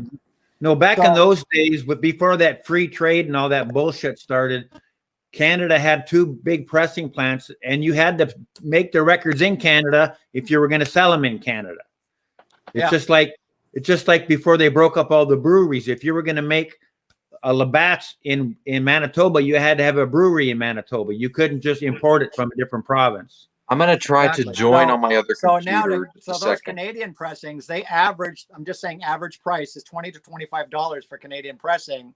Not like you said, you get OGs or 60, 70. Yeah. So why would I not spend $20, $25 on an Abbey Studios half-speed remaster of a Stones album and get a brand new album? You know what I mean? I think it's all very relative. Depends on the quality of how they're doing stuff. Yeah, but I think I don't have an opinion on it. I just can go by what Michael said. He said they didn't sound very good. But then again, Michael is an audiophile, so he has a much higher standard. Well, I'm kind of one of them kind of nerds too, a little bit. You are, yeah. You have high-end systems, you have high-end standards. So whereas I'm an average Joe, you know what I mean? I'm an average got spoiled a little bit by some of these standards are not as high. So me not being an audiophile with an big audiophile system that compares to like Ron or Michael, with me having I have a decent system. You know, I'm happy with my system. You know, you have a nice system. You know, I have probably $3,000-$4,000 in my system, but it's not like other people's systems. But like Michael, for instance. For me, those $25 half-speed masters Rolling Stones are going to sound just as good, but better probably than my OG Canadian pressing for the same price. So I have kind of half and half in my collection. I don't mind buying those. I don't mind buying remaster reissues, because if I'm going to pay the same price, then a used copy, I might as well get minty new. Now, I think you said reissue remaster. Okay, so before they started doing the remastering, before CDs came out, right? They used to repress a lot of records. Every time they changed the label, and they would repress all their back catalogs of other popular stuff. Like, how many times did the White Album ever get pressed? You know, it was pressed and repressed and redone. But every time they did it, you know, those fathers had more wear on them, so they wouldn't sound as good. Mm-hmm. So we always used to say repressings. You always want the original. That's the one that sounded the best. And that's the one that, is worth it's worth more money because of that too. So there's a repressing and then a remaster is when they get the original tape and then they remaster it again. Most times now that's even a better sounding than the original. And they're cheaper than the original. So that's the ones I like to get. Hey, Jack. We put the old guys at the top and the young guys at the bottom. What's up, Trax? Hey, Jack. How you doing? Hi, Ron. How are you? Hey, Jack. I'm good. I'm very good. Thank you, sir. Hey, Jack. I still haven't sent your record yet because we're still in freaking lockdown. Same over here. I mean, we're not USPS. We're not allowed to go anywhere right now other than the grocery store. Yeah, in fact, a lady here in Mississauga, 2 days ago was taking, it was a grandmother, and she was taking her 2 grandchildren to a babysitter. And because the babysitter is not in the family bubble and is not an approved daycare, she got a $900 ticket for insane. Disobeying the stay-home order. $900 ticket for taking her grandkids to a babysitter. Well, I mean, that's probably a good thing though, because you won't believe this. We're allowed to go record shopping out here, and we just try to pick the most out of the way places that are not going to have any people in it. And there's a place I've never even been to the city before. So we went in, and there's like 6 guys around like a table. None of them are wearing masks. One guy has a beer, and it's like we walked right out because it's like, I mean, in the U.S., it's like it's never going to end at this point because people don't care. So over It's not there going to in end Canada, anyway. It's not going away just because you don't wear a mask. yeah, it's But just, I will give it's credit to the lockdown crazy. since the lockdown started. Since the lockdown started this past week, our curve has gone down by 500, average of 500 cases a day for the past week. So that's a good thing since the lockdown Yeah. started. So I think the lockdown is starting to work. And I think our curve is, fingers crossed, finally starting to head the other way. Hopefully, yeah. USPS is, I mean, it's not even worth sending it at this point because once it gets here, mail is so slow. I mean, When I have to can sit through send it, I'll pop it off to you, Jack. Don't worry. Yeah, it's crazy. Haven't forgot you, buddy. Haven't forgot you. It's fine. It'll come when you least expect it. That'll be exciting. 2022. 2030, I'll have Yeah. a Focus Live LP. Yeah, yeah, 2030, just like the next James Bond film. Yeah. Can you believe this? James Bond, No Time to Die, you know me, big James Bond fan, was supposed to drop November 19th, 2019. But they decided to delay it by 6 months because they didn't want to compete with Star Wars and some other Christmas film. So they pushed it to April. So they pushed it to April last year. Then, of course, the pandemic hit. So they pushed the James Bond to November of 2020. Well, second wave hit. So they pushed it to April of this year. Yesterday, they announced it is now coming at the end of October of this year. Yeah, but you're you know what? Delayed. You know Aren't what? open anyway. Delayed by an entire 2 The years. same thing. Like The just, same thing just is put happening. it on freaking pay-per-view or something, please. Come on, guys. You think anybody's gonna be able to go back to movie theaters anytime soon? Just Our put the damn theaters thing are on open. pay-per-view. Hey, Anthony, our The theaters same have thing been is open happening. for months already. Pardon? Our theaters have been open for months. Our theaters have been closed for a year. I went to the IMAX in November. Our theaters are all shut down. Yeah, don't well, you think guys live in And a of course, the same in the draconian UK. And system where you have no freedom. Yeah, and because James Bond is a UK property, of course, if they can't release it to the theaters that's what's determining in this whole thing with the James Bond movie is because it's UK, right? And it's UK. It's a big deal in the UK. A James Bond movie is a huge thing in the UK. So because UK is all locked down, because they can't It release is in it in the Mississauga, UK. Ontario, too, by the way. Yeah, so because they can't release it in the UK, it affects the rest of the world too. You know Of course what I it mean? does. Yeah. If it was a Hollywood movie, they would have dropped it already, or they would have stuck it on pay-per-view like they did with Wonder Woman. They would have dropped it a long time ago. But it's a UK thing, so now it's just like No Time for Bond. It's going to be like No Time to Die in 2030. The same exact thing is happening with the Beatles Get Back. We like the freedom next over one- draconian telling. If I want to stay home, I should have the right to stay home. If I want to go out, I should have the right to do it. I swear the next James Bond sequel will be out before this one.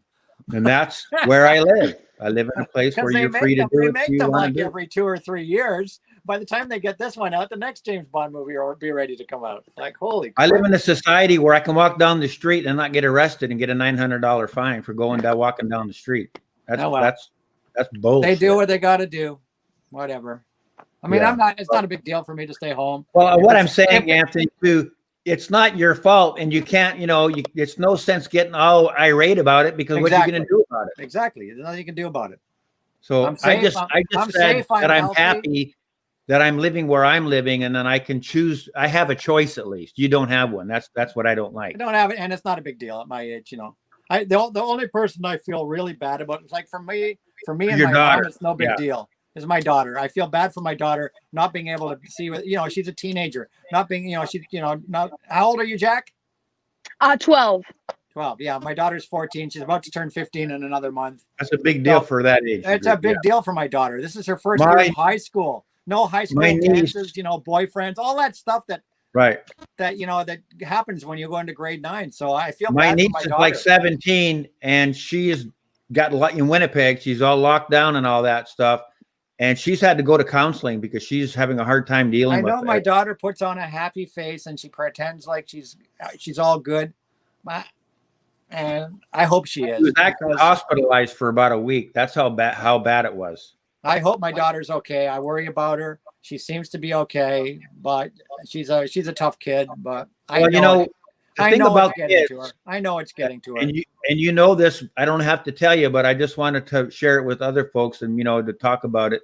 The main thing with kids is all this stuff and things and whatever, they don't, they like all that, but the main thing is they want to spend time with their parents. That time is the most valuable thing that you can do with your children. Spend time with them. Agreed. But they also need their friends. They need their friends. No, yeah, I know. But I'm just saying when she comes over, being on FaceTime and Zoom just isn't the same as being together in person with their friends. Yeah. How are you doing, Jack? How do you feel not being able to? What's your ruling where you are? I've always been a homebody anyway. I was never like a huge person that loved to go to outings and that hang kind out of at thing. the mall and shit like that. Yeah, I've just never been that kind of person. So when this whole thing was announced, I was like, when we first had to stay home, I was like, actually, there was like a good side to it because I didn't have to go to school and all of that stuff. And then, of course, when it got into like 2 months, I was just like, I had enough. But yeah, I mean, I don't really mind that much. I mean, I have everything I need here. Our family's lucky that we haven't gotten sick, and we're still healthy. So I'm just thinking of the positive sides right now. But yeah, I miss going places and seeing things and that kind of thing. So what's your latest record there, Jack Strax? We were showing our latest records. I don't know if you saw, I showed my latest records, my Steppenwolf analog productions and my metal album and my Cowboy Bebop and whatnot. So what's your latest record? When Beetle Boy gets back, I don't know if he's there, but when he gets back, I do want to share it when he's around because I was in. Here he comes. I'm back. I'm trying to get logged on to another computer. Let me go grab it. So It's Jay. It should be right here. Jay is not there we in go. the building. It's Jay. Jay, that's your avatar? Beetle Jax, you gotta beef up your avatar there. I mean, at least I have this. You have Rachel. Ready for this? What's that Jay thing? What's that Jay? Okay, wait a minute. I got an announcement. Yeah. Jack. You can't go on Rachel's program. Yeah, she doesn't like youngins over there. This is a family-friendly show. But this is Rachel designed Beetle Boy's avatar. She's really good at that stuff. It's too bad you couldn't contact her and get her to make you something. She can make. You do have one. I have one. Yeah, I have one. I just why isn't it showing? Don't have it on my iPad. I don't have it on my iPad. Okay, I understand. I'm usually doing it from my computer. Mind. Yeah. I thought you did. Yeah. I was surprised to see that J there. Yeah. So here it is. Ready? Latest record. I don't own any by this artist. You're gonna be happy. I feel like such a sellout. I'll be right back. All right, yeah. Hey, why didn't you just get Endless Summer? Why didn't you get Endless Summer? Why don't you show Maca 3 next? Then I'll turn it off. I'll be gone. I saw Don't leave it. me, Ron. Don't leave me. Don't leave me alone with Beetle Boy, Ron. You can't. Here we go, Jack. Oh, it's a Beach Boys love fest. Here we go, Jack. And I don't want to say this, but I want. But in all kidding aside, that's a beloved record by many millions of people. That's one of the. And I had it, but honestly, the 2 songs that I really liked from it, you can get on every greatest hits compilation. And I didn't like those 2 songs, but the 2 hits. Anthony, are those 2 songs? Wouldn't it be nice and God only knows? There you go. Of course. Yeah. I'm just gonna say this. That's the whole album to me. Forget Sloop John B. Forget Sloop John B. It's a good song, but it does not belong on this record. I love it's in mono too, which is exciting. It's a Netherlands pressing, and it's in mono. Oh, very cool. Netherlands. Those are good. Okay, so you got a good press. You may have an album that, but you have a great pressing of it. So that makes up for it. Made in the Netherlands, if it's made in Holland, always superior. Yeah, my pressing is the what is this? I think I got the 50th anniversary pressing. Yeah, and look at that shitty paper sleeve you've got on it. You need to lose that sleeve immediately. I'll have to Yeah. do some.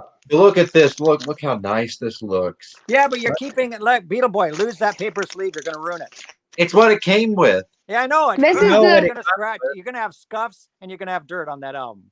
Those are the This worst. is the sleeves. polylined one. So. Those ones right there that you got Very in your hand, nice, Beetle yeah. Boy, are the worst sleeves on the market. I'll have Then to why send does them some. Capitol Records use them? Is it because they're All cheap? the record companies use It's them because cheap. they're like 1 cent. They cost 1 cent. They They are put, the worst. I heard. They scuff your albums, Beetle Boy. Those Yeah, paper they're sleeves that you're awful. holding right No. there scuff your records. Agreed, Ron? And They went. Go ahead. I'll let Zach go first. well, it's not even a If you replace it, all of the ones that come in those paper inner sleeves automatically come scuffed. So it's just annoying on top of that because you replace it with like a MoFi or a polyline or something like that, but it already is scuffed from the paper Yeah. that it's Yeah, that's being right. made in. You gotta get it out of that sleeve like When right I get away. a new one that comes in that paper, I push it against my body a bit, and it opens up the paper. Then I gently pull it out. Then I throw that thing away, and I never put it back in there again. But now Yeah. the paper, what it does, it creates static. You'll Yep. see when you try to take it out of the paper, the darn thing is kind of almost stuck in there. Unless you try to pop it open a bit, it'll come out easier. But it creates static, and then the paper inside is not 100% stuck. It's kind of loose, so you get little paper things stuck on the record. And then, of course, all the stuff from their dust in the air is really attracted to that.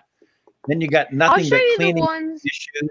And like Jack said, too, bringing it in and out of that paper is going to cause light hairlines on because it's not soft like that. The anti-static paper that's on the MoFis, like that. So these are the ones I use, and they're so much cheaper than the MoFis. You can get 100 of these for $25 on Amazon. So it's literally the same thing as a Mobile Fidelity sleeve, except it's like 3 times cheaper. It's great. So I have a couple packs of them over there. But yeah, whenever you get those. What's the name of it? I think Patrick was talking about that. Yeah, so Patrick also uses these. They're called the Square Dual Recordings and Supplies record sleeve, and they're very popular on Amazon, so you'll be able to find Square what? Square Dual Recordings and Supplies. Square Dual. Square Deal. I was Square thinking, Deal. Sorry. come on, man, Screwed it up. Square Dual. Okay, Square Deal. I can probably remember that. eBay has that Square Deal stuff all the time. Square Deal inner sleeves. Because I got 150 of the So for 250 of the analog of the QRP from Analog Productions. I think it was $70 for 250. Yeah. So for me, I use, of course, original master recording sleeves. Yeah, But I don't $20. because they're pricey. They are pricey. So because they're pricey, I don't use them on every album. I'm very choosy as to what albums I put these on. I put these on my imports, rare pressings, Right. certain pressings. I put these on favorite bands, so on. So I'm kind of choosy. But for everyday use, Okay. I use these ones here that I get from my local record store, and he gets them at a good deal. And they're just a basic. They're a really nice poly sleeve. Right. They're a nice poly But sleeve. Won't you were scratch saying your you record. could get 100 of the MoFis for 25. Yeah, see, I get 50 MoFis for $30 Canadian. Right. That's and you ridiculous. can get That's the price in Canada. And No, but that- these, yeah. these I can get 100 of these, right? 100 of these for $25, So you can get 100 of those for, well, that's on, you have to go to Amazon. right? So I These- use these on the These have majority rice of my paper though. anything that comes with those crappy paper things I Right. replace No, with these because these are So great. Anthony, And then my write that special down, that imports. Square Deal. Go on Amazon and see what they're charging you in Canada. Yeah, It I probably compared would the be prices worth on it. Amazon. I'm going to go look myself. It sounds like a great deal. They're work a great. comparable I price love on them. Amazon. So for my like Japanese pressings, import pressings, special record store day, whatever, then I use the MoFis. But for my everyday records, just like a regular everyday, I new put them on release, every single record I like got. something like that Beetle Boy one showed, I would just use one of these. I have some of those ones like Zach showed, but it's got the paper on the outside and then the poly on the inside. I have some of those too because if they're really good ones, I don't mind keeping that. I mean, yeah, it's basically mobile fidelity. I mean, I couldn't tell the difference. If there's any difference between the two, I definitely couldn't tell. So, And Patrick was saying that he's read somewhere or heard that there's really only one company makes them for everybody anyway. So, And yeah. I just picked up yesterday on Amazon. I really like the products of Hudson Hi-Fi, and these are archival quality, 100 pack, Outer $25 archival quality outer sleeves. is that a 3 mil or a? This is a 3 mil, Yeah. and they're really nice and clear. Yeah, that's what I used to. 3 mil is good enough for me. I'm not. So Are they, these are for my everyday records, and then I have my vinyl storage solutions, fancy ones like I sent that record to you in, Ron, that I use. That I use for really special records, because those are pricey. Those are really pricey. You're only getting 25 for like $15. So Right, because that's a dual purpose kind of thing. yeah, so I use those vinyl storage solution ones for my really valuable records. That I How about that want. inner sleeve But the I sent everyday, these ones here, Hudson Hi-Fi, these are great for everyday use. the inner sleeve I sent you in that Bluish Occult record, the archive quality disc keeper. Yeah, I really like that. It's got Zach. It's got the paper on both of them. You know how the MoFi's got paper on one side and then not on the other. This one's got the paper on both sides. Yeah, I like that. That so was really it's nice. just What like are a those cost? polylined one. So it's a how lot much do they thicker. cost? So if you've got some of them real flimsy, like a German press or a UK where the cover's really flimsy, this helps give it a little bit more, substance on the inside to help it be a little bit firmer. Have a good night, Charlie. Hey, Charlie. Sorry about that, guys. I'm recording something in the background. Put Yeah, I this like back. What are those? You ones better be cost? sorry, Beetle Boy. Ron. Doing that. Ron, what are those archival ones cost you? Well, let me look it They up. got to be a little bit more money, huh? They got to be a little more pricey. Well, that's in that company's in the States, so you don't even I know I can't get them here in Canada, but I'm just curious. What do they cost you? I can do the math. I'll look it up right now. It only take me a In second. comparison to using the one-sided MoFi style, how much extra are you paying for those?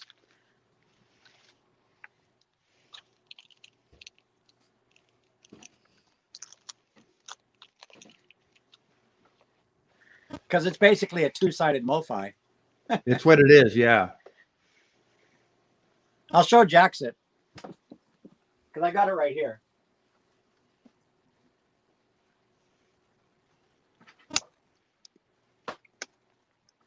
Okay. Hang on a minute. Let's do this. Wait till he comes back, and he can.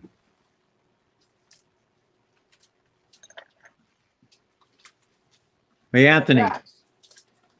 Anthony, Yeah, I'm here. click on that tab down there. I'm going to share the screen so we can kind of look at it a little bit. Click on what tab? Right below where the screens are, there's another person wanting to get in. Oh, there is? Ron Boat. Oh, okay. There, see? There. Yeah, So- so here, Jax. This is them. Disc Keeper. Cool. Oh, okay. And then what I'll do here is I'm Okay, just so gonna we got the mobile fidelity. there. They want $22.95 for a 50 pack. So there they and are, the- Jax. Just so Jax can see, it's like a two-sided Yeah. MoFi. You see, it's got that thick Yeah. part that's on a MoFi, but on both sides. Right. That's Now the cool, MoFis over at Cleve City are $22.95. Then the Disc Keeper are $23.95, but the paper on those is thicker than the MoFi. Then you go to the Disc Keeper Ultimate Audiophile Inner Sleeve 50 pack. They're $28.99. The one you got there, These ones are 28. $29. For how $28.99 many? For how many? for 50. 50. So compared to a 50 one-sided cents. MoFi, MoFi are $23. so $6 more for a pack. And the Disc Keeper are 24, but the Disc Keeper are they're thicker. The paper is thicker than Yeah, the this is MoFi. the one I That's just the showed thick- was a Disc Keeper. This is a Disc Keeper. Yeah, but the Disc Keeper, the single one, is thicker than the MoFi as well. Well, It's $1 they're more all- for 50. a lot. Disc Keeper makes a lot of them because Disc Keeper makes one that doesn't even have rice paper. It's like one of the ones that Anthony showed earlier, where it's just like a polyline thing, but it has no like rice paper or any of like. They So, make do you know what I'm talking about? Lots. They make lots of different kinds. They do. So I have. But a lot we're of just those talking ones. one that's kind of comparable to the MoFi. That's what we're talking about. Yeah, so it's here. I'll show you because I think That's I have okay. one of them. I've seen them all. Yeah. Yeah. So I'm pretty I much know all about all the different inner sleeves. I'm pretty much. And But stuck with- I did know about that square deal, but I never checked it out again. And now that you mention it, that should save a hell of a lot of money. Yeah, it's It's real, half the price. Yeah. I mean, I have on all of my records because the paper inner sleeves are bothering me that originally came with it. So I was just looking for ones that were like MoFi but at a reasonable You're price, lucky. and I You found know why you're those. lucky? Because when we were younger, when I was your age, there was no such thing as inner sleeves and outer sleeves and none of that. Didn't exist.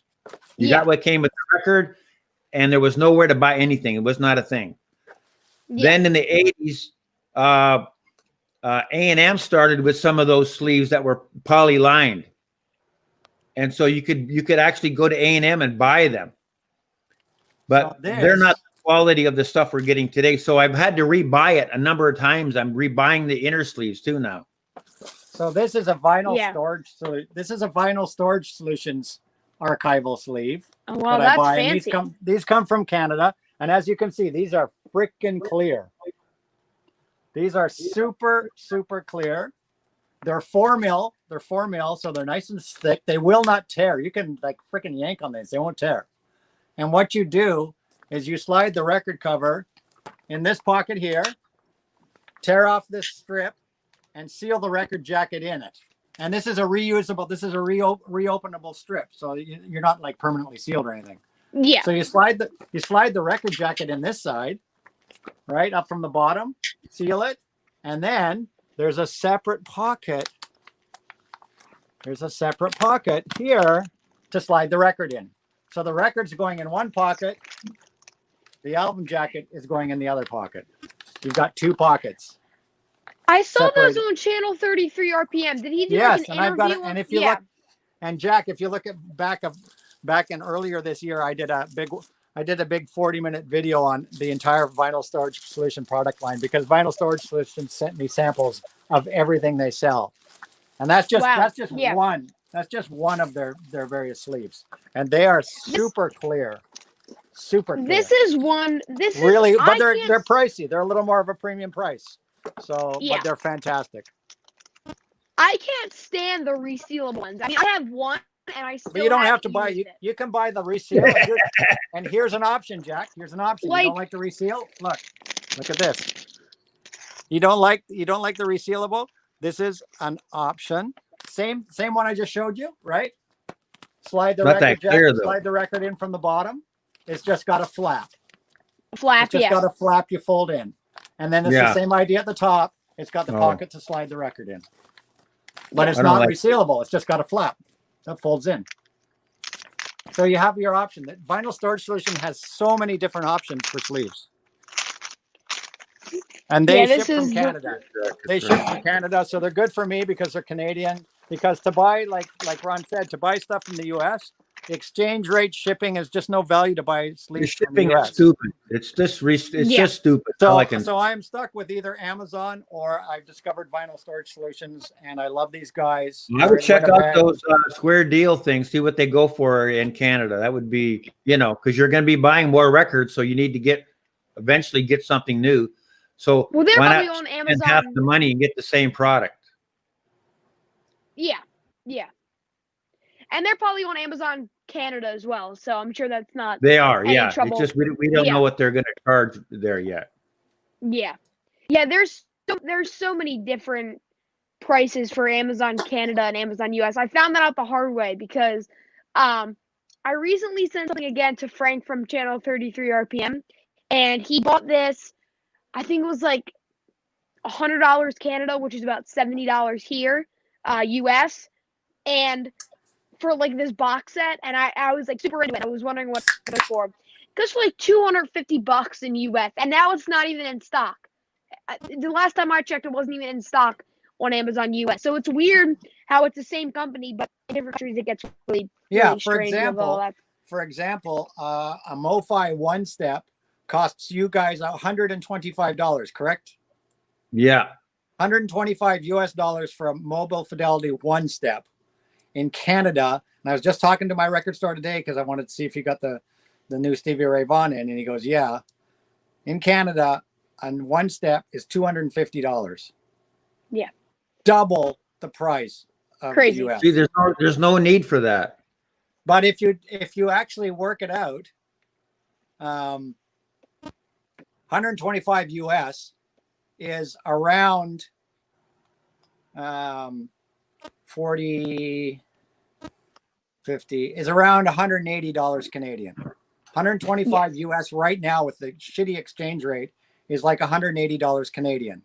So if I were to buy it from the US for 125, I'd be paying 180.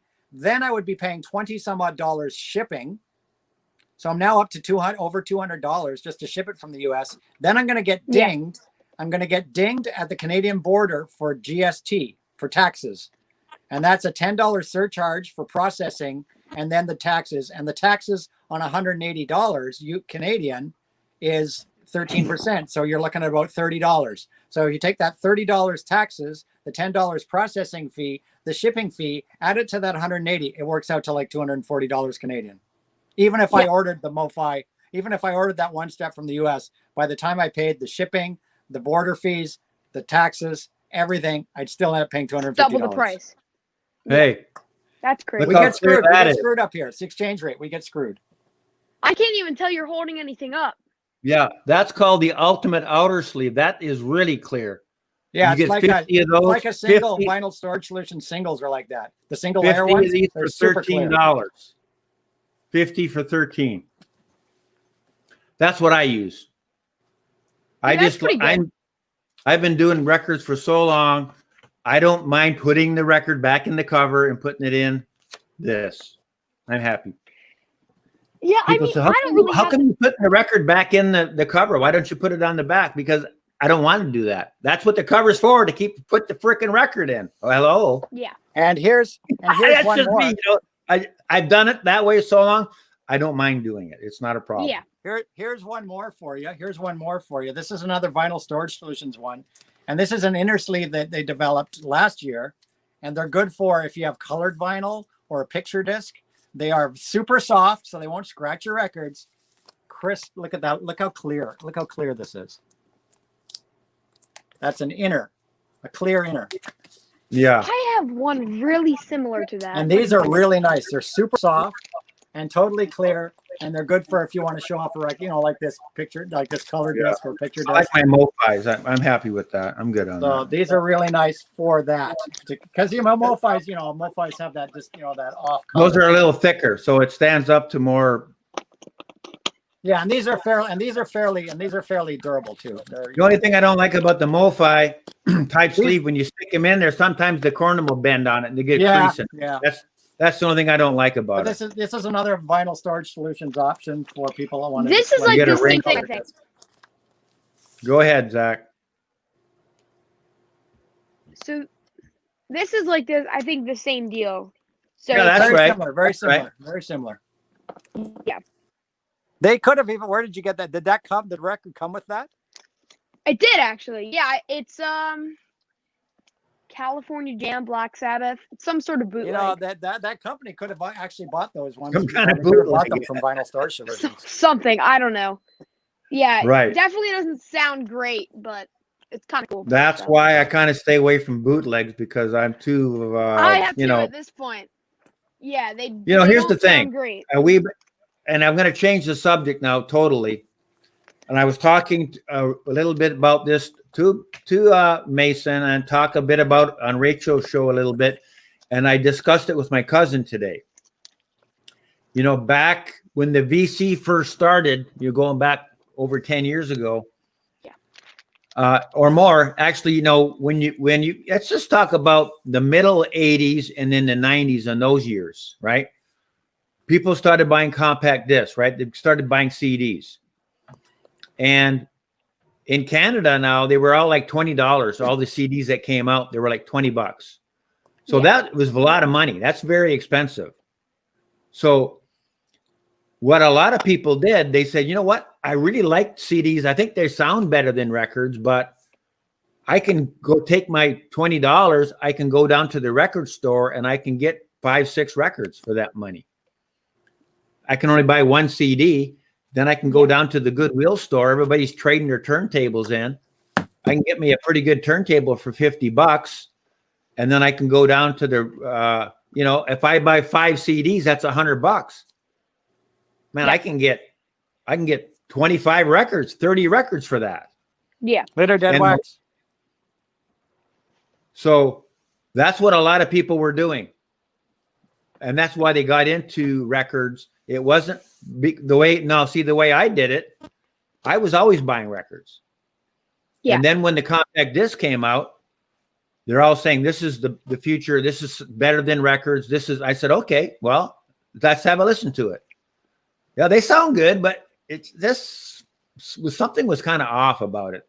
I didn't really know, but I couldn't put my finger on it. But so I got my brother's CD player, and I compared on the same stereo now, the record to the CD, and I said, you know what? My record's got more music on it.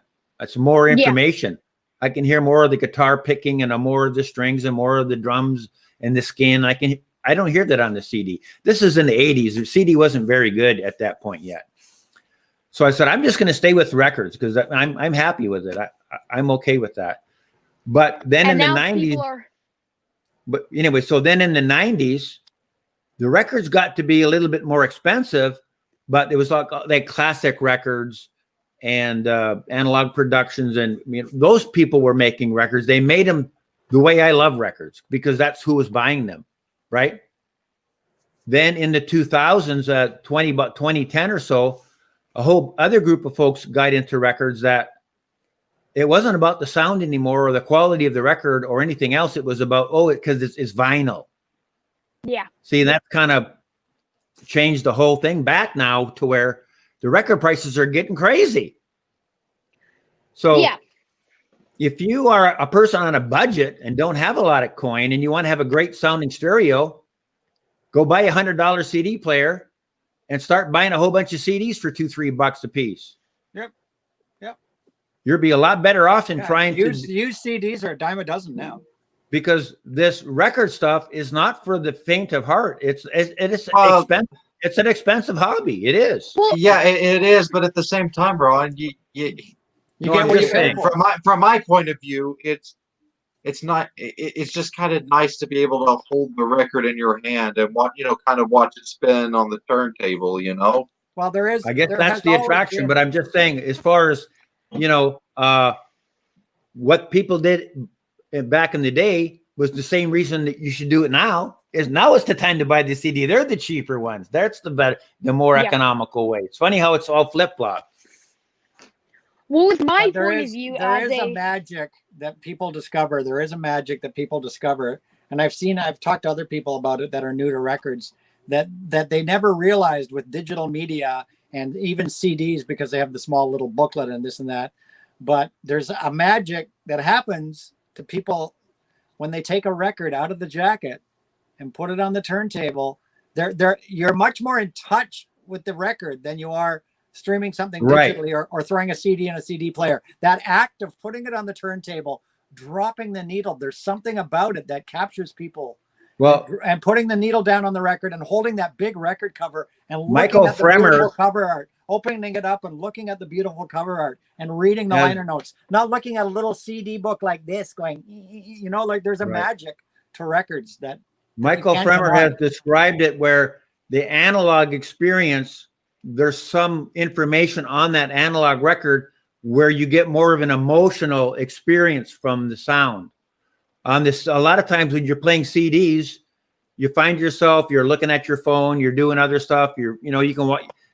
And like Melinda Murphy said, she she went to put a MoFi on her turntable and do housework, and she couldn't do it. She had to go sit in front of it was so engaging she could not do her housework. She had to listen to the record because it demanded her attention.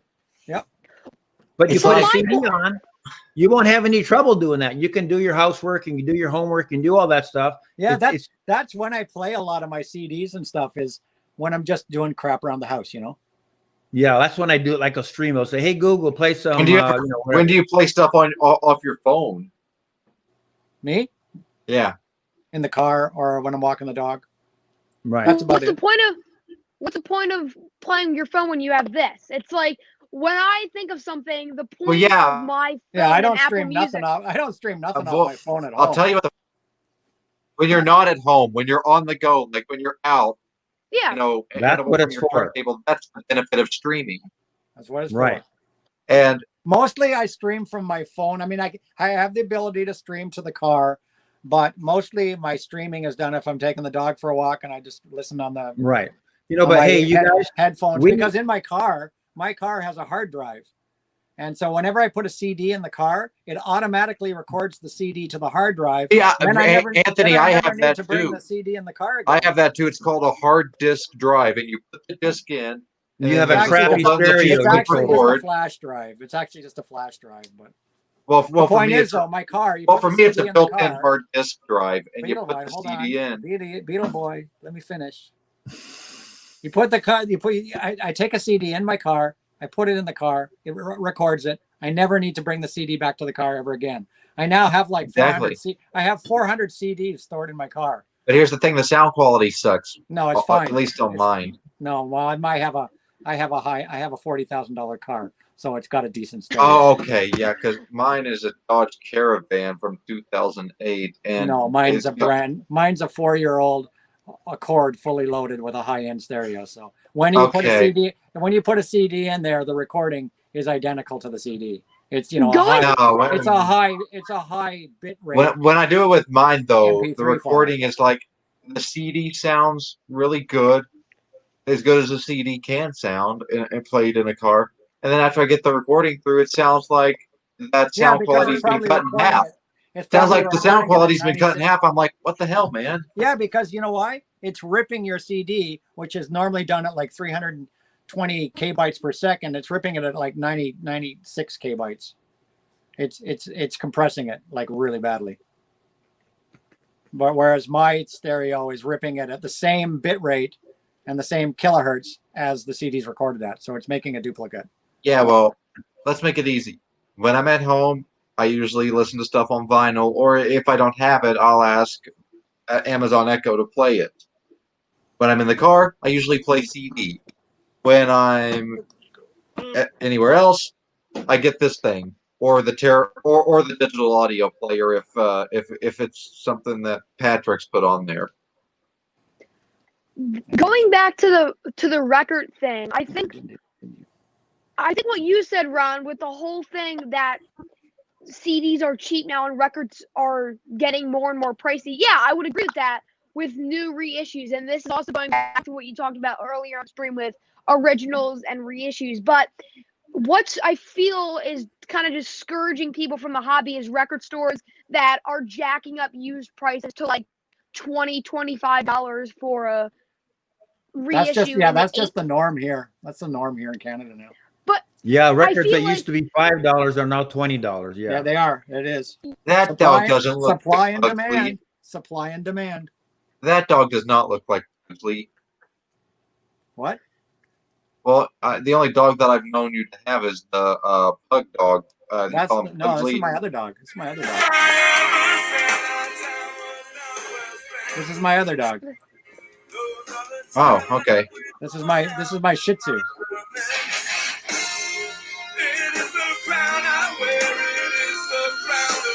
Yeah, who's playing music? Not me. Ron, what are you doing? Ron. No, it's getting my streaming. It started playing I guess I said, "Hey Google," and started playing some music on my phone. Remember? Have you ever had But- that? You know, I'll be walking. I'll be going out for a walk. I'll be out somewhere and my phone's in my pocket, and suddenly it starts freaking playing a song or something. Like I heard some music. I said, "What the hell's going on? What's going on with my phone?"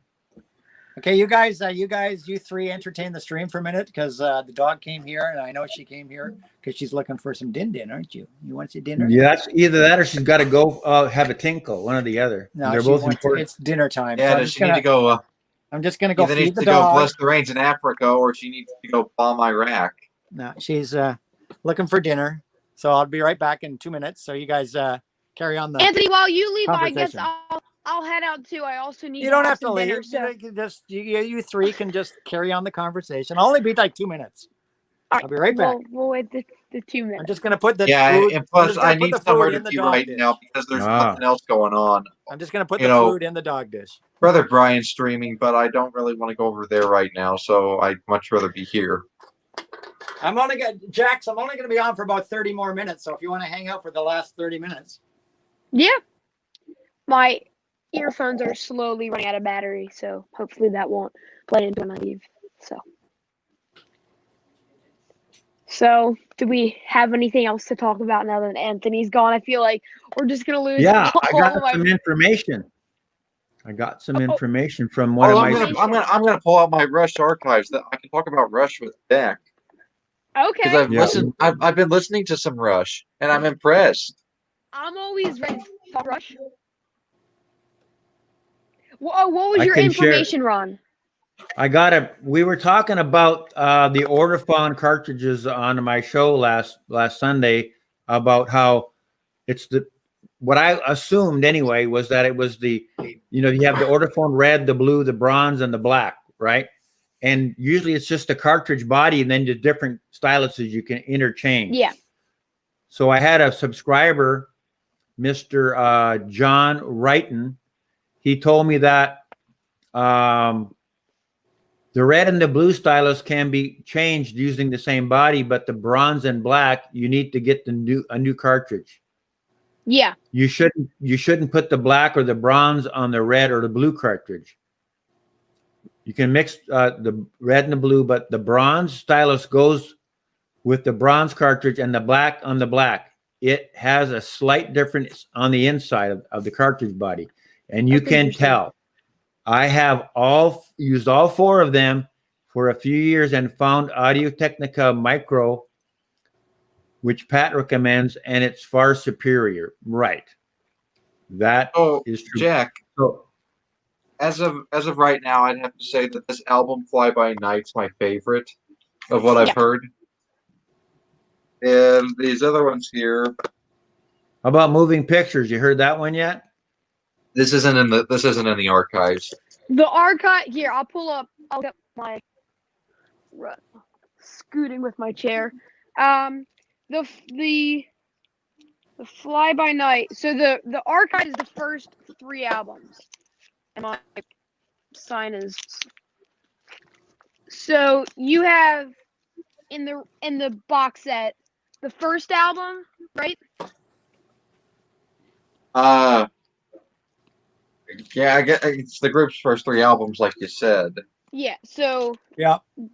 Self-titled, which Anthony's gonna go on a rant on how he has a Moon Records label, which I won't get jealous about. That wouldn't be a rant. That would be a rave. Gonna go on a ramble. Sorry. I'm not saying nothing. I'm saying nothing. I'm not saying nothing. So jealous. I'm saying nothing. And then, so have you listened to Crest of Steel Mason? Hold on, I'm doing Jax, something. I'll be right back. what is your pressing? Is it on Mercury?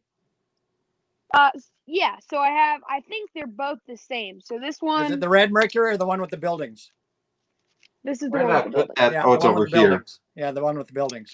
And then this other copy is also.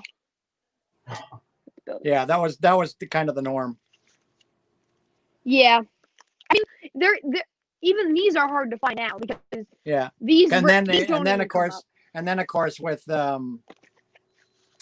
Farewell to Kings they went to Anthem. Yeah. So this is the Fly By Night Have you heard the Rush reissues, or do you have all of the originals? Me? Yeah. I have some of the reissues. I have Fly By Night. The reissues are amazing. Fly By Night's a reissue, and of course I got the 2112 deluxe box. The hologram, yeah. So the reissues, I like a lot better than the originals. I think they sound Well, they're direct so metal much mastered. better. They're direct metal mastered. Yeah, the separation is so much better. Yeah, so a lot of the originals that I acquired, I'm trying to get reissues of, but they're out of print now. So all of the reissues are out of print now. Yeah, so like if you want to get some of those reissues, you got to stock up on them now because what's left is what's left. I mean, they're gonna get. You know what's gonna happen? They're gonna reissue the whole catalog again in a couple of years, anyhow. I hope they do because that 90s and 2000s period they re-released in 2015, I think, and those are you cannot find those. Those are like going for like $300 on Discogs. Exactly, So but now that Peart has passed away, there's a demand again, so they're gonna. There better be because they're gonna pull those stampers out and press a few more. It's gonna happen. This is something that I just got. It's live at the Agora Ballroom. So this was that's a bootleg. Yeah, so this was released. So this was released. This was recorded in 1974, which was the year that Rutsy got replaced with Peart, and it's really cool though. The only reason it doesn't sound great. It doesn't sound bad for a bootleg. That's probably pretty rough. That's probably a pretty rough recording. It's not that awful. I mean, I've gotten bootlegs that sound much worse, so it's not that bad. There's some horrendous 70s bootlegs out there. Yeah, horrendous. Yeah. But there's some really good ones too, like Springsteen. If you can find a copy, Bruce Springsteen and the E Street Band's Live at Winterland is probably known as the best sounding bootleg recording ever made. It is fantastic. Yeah. This one isn't bad. It's the reason I got it is because it has Peart on all that early material from the first album, which you can't really see much because they didn't play that in a lot of live shows. So like Finding My Way, What You're Doing, except my prom. Except at my prom, they played the whole damn album. They had be right back. They had nothing else to play. But Neil they played Neil cover didn't play songs that show. And their album. Neil didn't play that show though. Huh? Rutsy played that, right? That wasn't a Neil gig. You broke up there. Neil Peart didn't play that show, did they? No, that was John Rutsley. That was John Rutsley. Yeah. So it's just cool to hear him. They had just dropped their album, so they gave everybody at the dance at the prom free copies of the album. Well, this is good because it has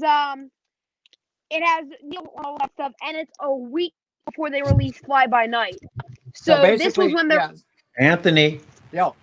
I'm gonna go have supper. Okay.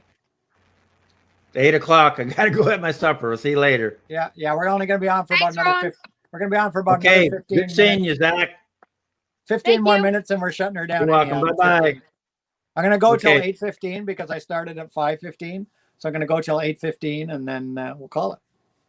And I'm gonna put Jack in the second driver's seat here because Beetleboy didn't here. So it's on white vinyl too. So cool. It's cool. It's a cool little thing. I picked it up. It's a good nice little collector's item piece, you know. Yeah, I picked it up from Rollin' Rex. I don't know if you've ever heard of that site. I mean, it's probably a fortune to ship to Canada anyway, but they're out of California and they have a lot of cool releases, like unofficial stuff that sounds pretty good going up. And there's lots of unofficial stuff nowadays compared to like back in the day. Because back in the day, bootlegs back in the day when like 70s and 80s, bootlegs were legally not supposed to be sold in record stores, and record stores could get in trouble for even having them. So you didn't see them. You got your bootlegs through various sources, but record stores, other than underground record stores, any major record store chain would not stock a bootleg at all. Yeah, they were not allowed to. My guy now that I go to, he has a lot of those old 70s. He has a ton of those old 70s and 80s bootlegs in his store, and he puts them under. I think it's rare records. Like they don't say bootlegs, you know. Yeah. They just like rare Canadian pressings or some crap, but they're actually bootlegs, you know. Like they got the white jacket with the little paper insert. You know, slipped in there, the little piece of paper that's Xeroxed, and the white jacket, and the record's in there, and there's no label. You know, it's just I mean, I have a couple of them, but they don't sound amazing. Unless they're a soundboard, unless they're plugged into the soundboard and it's a soundboard recording. A lot of those old 70s recordings where people would take a little portable tape recorder and hide it in their coat. You know, it was like, you know, it was a tape recorder about this big, a cassette recorder with a microphone, and they shove it in their jacket and hold the microphone up for the show, and that's what this you one's got for bootleg. What happened to Ron? He has to go for dinner. Well, I do too. Where I'm going till 8:15, another 15 minutes, and then I'm shutting it down. Okay, well, I'm going to go ahead and say goodbye because we're about to go get some dinner too. All right, Jack and I will. So thank you for having me on your show, Anthony. We'll finish. Even though I sat in the green, I didn't tell Jack about this. I sat in the green room for like 30 minutes before he let me on. I didn't even know you were in there because it didn't That's show what always happens. I told you Last twice in time I the was peanut gallery, happened. and in one of them I left but a I don't private look at the chat. peanut gallery. I rarely see the peanut gallery. The second time I left a private chat, and then right about the time I'm like, okay, well, he doesn't see me. I found you there eventually. It's okay. Yeah, he's like, oh, there's been one. I'm like, well, it's about frickin' time. You're there. Are you complaining? Yeah, I let you on. What do you complaining? Yeah, I know. I'm giving you a hard time, Anthony. And you weren't on your seat half the time, so. Yeah. Well, I'm doing some other stuff around here, but thanks for having me on the show. I'm gonna go get some munchies. All right, be a boy. I'll see you somewhere. Take care. Somewhere. All right, Jax, continue with your story. So this was a Guns N' Roses one, a bootleg, and of course that just green label with nothing on it. How's it sound? Terrible, awful. I mean, this is, if anything, I don't even know if this is a category, but it's the worst sounding bootleg I have. And then now you can take your phone to a concert and get really good quality recordings just with your phone. You can get better sound than whatever was on that. And then like my iPhone, I took my iPhone to like last concert I went to. This my iPhone 11. It was Iron Maiden. It was the Iron Maiden Legacy of the Beast, and I recorded video. And the picture looks great, and the sound is freaking awesome. Yeah, I mean, I have an iPhone 11. Picture's great, sound is great. Yeah, that's what I stream on. That's what I'm on right now, my iPhone. Oh, yeah.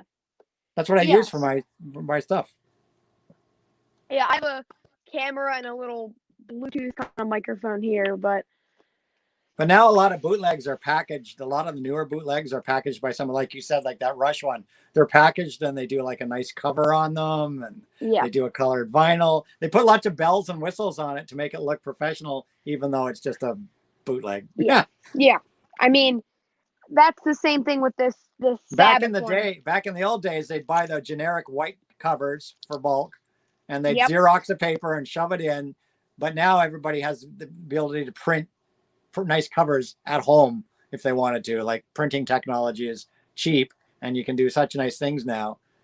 So it's changed. And now with all the colored vinyl and stuff, 4,000 different colors of vinyl. Back in the day, we didn't have very many colors of vinyl back in the day. You know, there was like a half a dozen colors of vinyl. That was about it. But now there's all these splatters and marbles and splooches and half and halves and all this crap. 6 million colors. A lot of those, I've noticed that. I'm not going to go on a whole Walmart thing here, but I don't shop at Walmart. I've never been a Walmart person. My family never has gone to Walmart excitingly. Like, we've never been excited to go to Walmart. Walmart's the sort of place you go to pick up crap for your house, you know. Yeah, it's like you need a humidifier at 1 o'clock in the morning. You go to the Walmart, you don't go to Walmart to go record shopping. Yeah, I mean, I got this as a contest prize, and it sounds decent. I was totally shocked. It's the same pressing as anybody else gets. It's not like it's not like they're pressing something especially for Walmart, you know. Yeah, I was just. It's from the same stamper that they made records for other people, you know. It's the same stamper. But I didn't think it would. They just order, like, it's like Walmart will go, well, we want Pink Floyd Dark of the Side of the Moon, but we want it on pink vinyl. So they'll use the same stamper and they'll stamp it on pink vinyl, and bing bang boom. Well, that one there you're holding, that Bob Marley, that was universally, not just Walmart. You can get that anywhere. Oh, That this that three color color? Bob Marley came out a few years ago, and you can buy it on Amazon. You can buy it at record stores. It was a widely. Yeah. It wasn't like exclusive to Walmart. Yeah, it says Walmart exclusive on the front, but that's probably just a. Yeah, Walmart. I don't. Who knows? Who knows? Maybe I mean, that particular run was Walmart's. yeah, it was like the But green is I bought translucent that on this exact one. same press. I bought that exact same one, like Yeah, I don't know, 5 years ago on Amazon. Same 3-color thing on Yeah. Amazon 5 years ago. So they did a repress or whatever, a rerun, and then Walmart bought it. That's all. But it's the same factory. It's the same stamper. So there's nothing. People think like, oh, the Walmart pressings are crappy. They're not. It's the same pressing as any other freaking pressing. It's the same company. It's the same stamper. Yeah. It's not like they're doing a cheaper pressing for Walmart. It's just maybe Walmart contracts a certain color. That's all. Yeah. Well, They say we want blue for our store only. Blah blah blah, and they pay for it. But the quality is the same. The quality is the same. Yeah. What I want them to do is, if they do a Rush reissue, which I'm hoping they do, I would like them to be on color vinyl, because none of that Rush stuff that's been reissued is on color vinyl. I mean, there was a 2112 live in concert that came on blue vinyl that you really can't find now, but all of the Rush stuff is all on black vinyl. So if they do the direct metal mastering ones are all done on black, because they wanted to recreate them as close to the originals as possible. Yeah. And they did the Moon Records thing in a box set. They did a reissue of that. Yeah, they did a reissue of the Moon. And those are going for $250. Yeah, because they're all out of print. All that Rush stuff is out of print now. Whatever's left in stores is all you get. I saw a copy of Permanent Waves yesterday, reissued. I should have grabbed it. Kind of the Permanent Waves is still available because it's new. They're still pressing it, but the Moving Pictures it'll go out of print. Another year it'll be out of print. The Moving Pictures is available. I got the last copy that Acoustic Sounds had in their entire warehouse, and it wasn't even that Moving Pictures was the one with the T-shirt. No, that was it's just one of the direct metal masterings. See, I got a direct metal master one, but it came with the Moving Pictures T-shirt as well. That was that was a different. But it was the same thing. It was just a different package. But see, that'll be the next one that they do the box from. Because that's the right, because they've done 2112, they've done Farewell to Kings, they've done Hemispheres, they just did Permanent Waves. So I think next year, or maybe this year, I doubt this year just because of the pandemic and everything. Yeah, I would bet either at the end of this year or early next year, you're going to see Moving Pictures is going to get the same treatment. That would be cool. That would be one I bet, because hopefully they'll put a really good live album of the Moving Pictures tour or something. I mean, I have no problem with Exit Stage Left, but it would be cool to get some of that. And it's my favorite album of all time anyway. So, well, see what Rush. I don't know if you ever noticed before, but what Rush always did, their formula was release 4 albums, release a live album. Yep. Live album would contain tracks from only those 4 albums. Yeah. So All the World's the Stage, Rush, Fly By Night, Crest of Steel, 2112. Mm-hmm. Then Exit Stage Left, Farewell to Kings, Hemispheres, Permanent Waves, Moving Pictures. Then came Subdivisions and Grace Under Pressure and Power Windows and the other one, and then A Show of Hands. Show of Hands, exactly. And and the stuff you got on Show of Hands. So the idea was that if you played All the World's the Stage, Exit Stage Left, Show of Hands, and so on, those records, you would have a retrospective of their career. Yeah. With very few overlapping songs on any of those albums. Yeah. Yeah, that was always their thing. 4 studios live, 4 studios live, 4 studios live. And it worked. I mean, even their newer live stuff that is more recent. I mean, I have this, and this is I feel like when they retired on their R40 tour, it sounded like the same Rush. I mean, Geddy's voice maybe changed a little bit, but it Yeah, sounded his like voice the got same. he went from that screech, that really high pitched voice that a lot of people when you hear and they talk about Rush, they're like, oh, I can't stand Geddy's voice. And whenever Yeah. they say that, you ask, what album did you listen to? Oh, it's like that Fly By Night 2112. Yeah, Yep. because Geddy had a real screechy high end voice Yep. in those days, and he toned his voice down come Moving Pictures.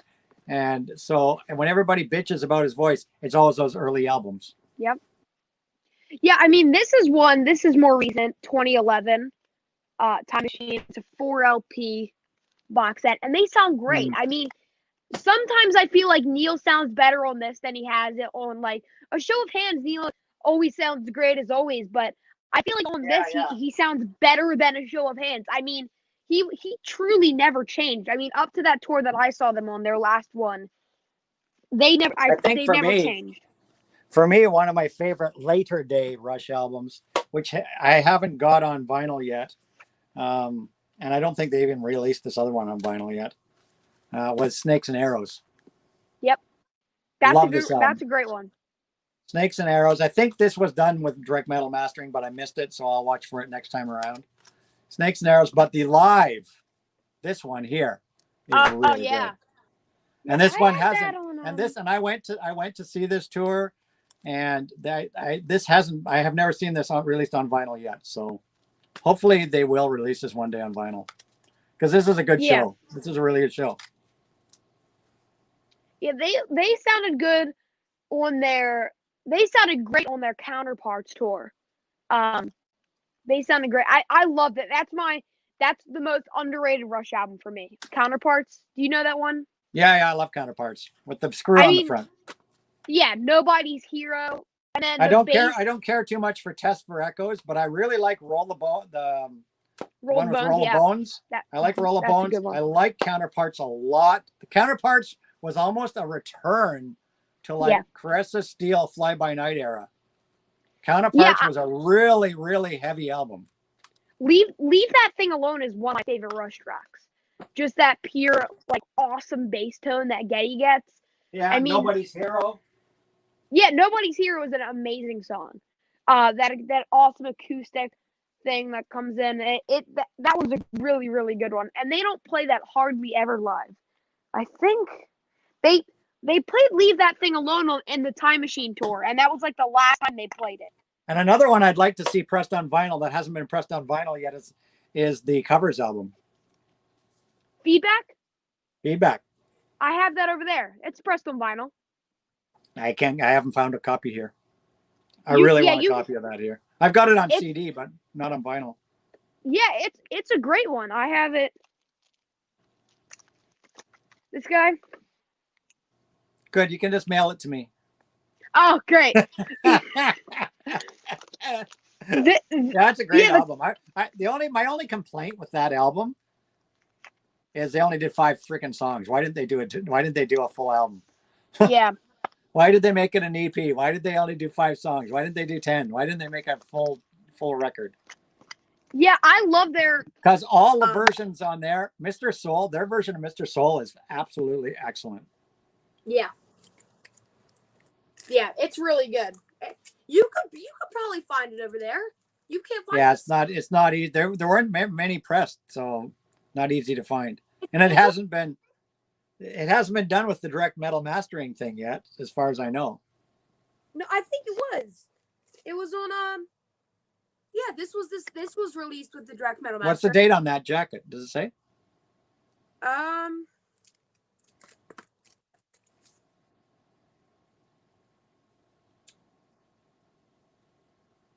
No, it does not. I know it was released in 2004.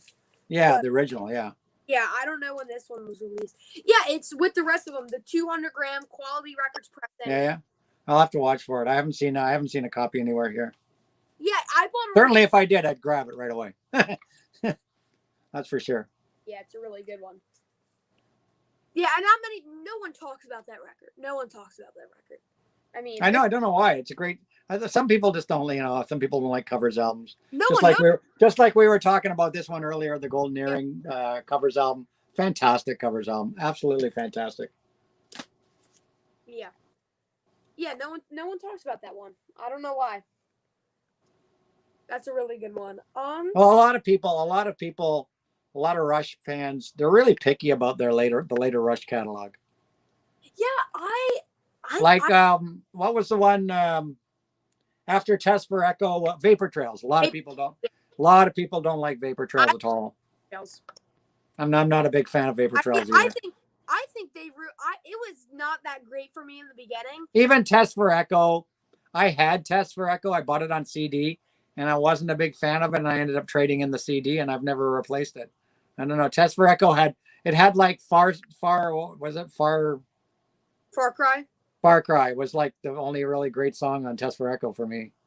Yeah, even when Vapor Trails got remixed, that whole Vapor Trails remix thing. Yeah.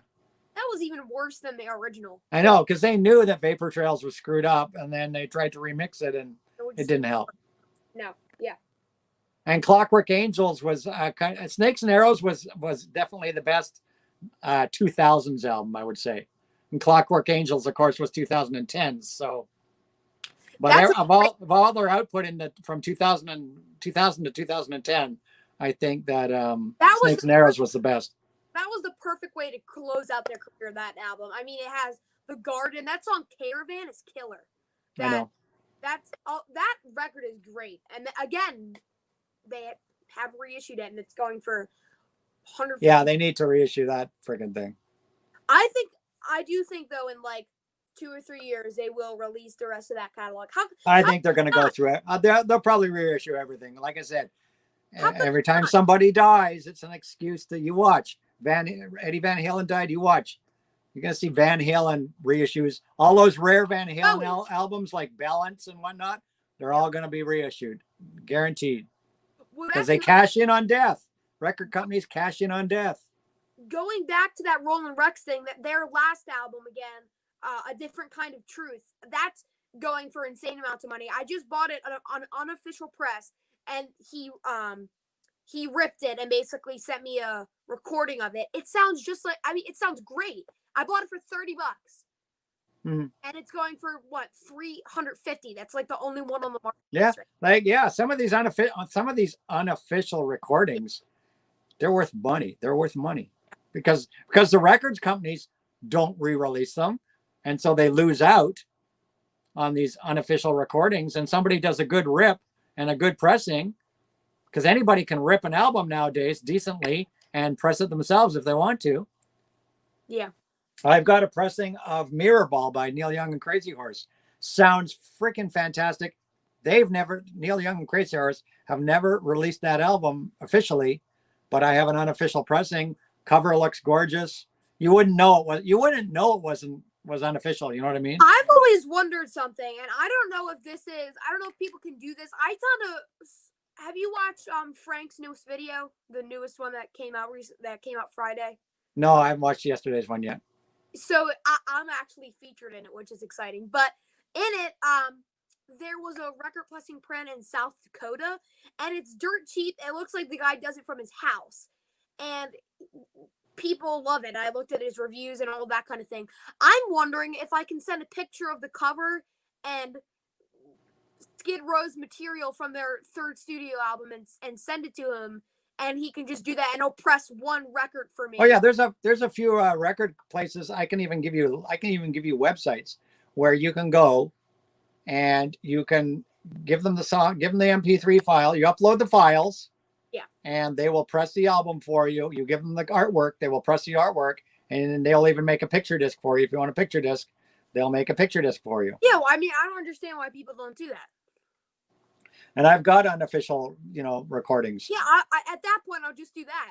Because you can go to, and they'll upload the songs, blah blah blah blah. They'll send you a little warning saying, please do not, please do not sell this. It's illegal to resell your blah blah blah blah blah. Yeah, yeah.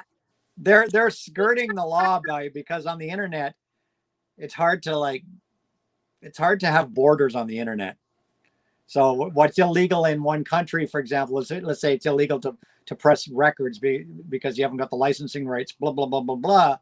But on the internet, there's such a gray area on the internet because the internet's kind of borderless to some extent. Yeah. You go to some website, you pay some guy, he rips the disc for you. He mails it to you. Who's going to know, you know? Yeah, the record plant in South Dakota is $12 for a 1 LP. I mean, why wouldn't I do that at that point? It's yeah, like, they'll print the artwork for you. They'll do a picture disc for you, everything.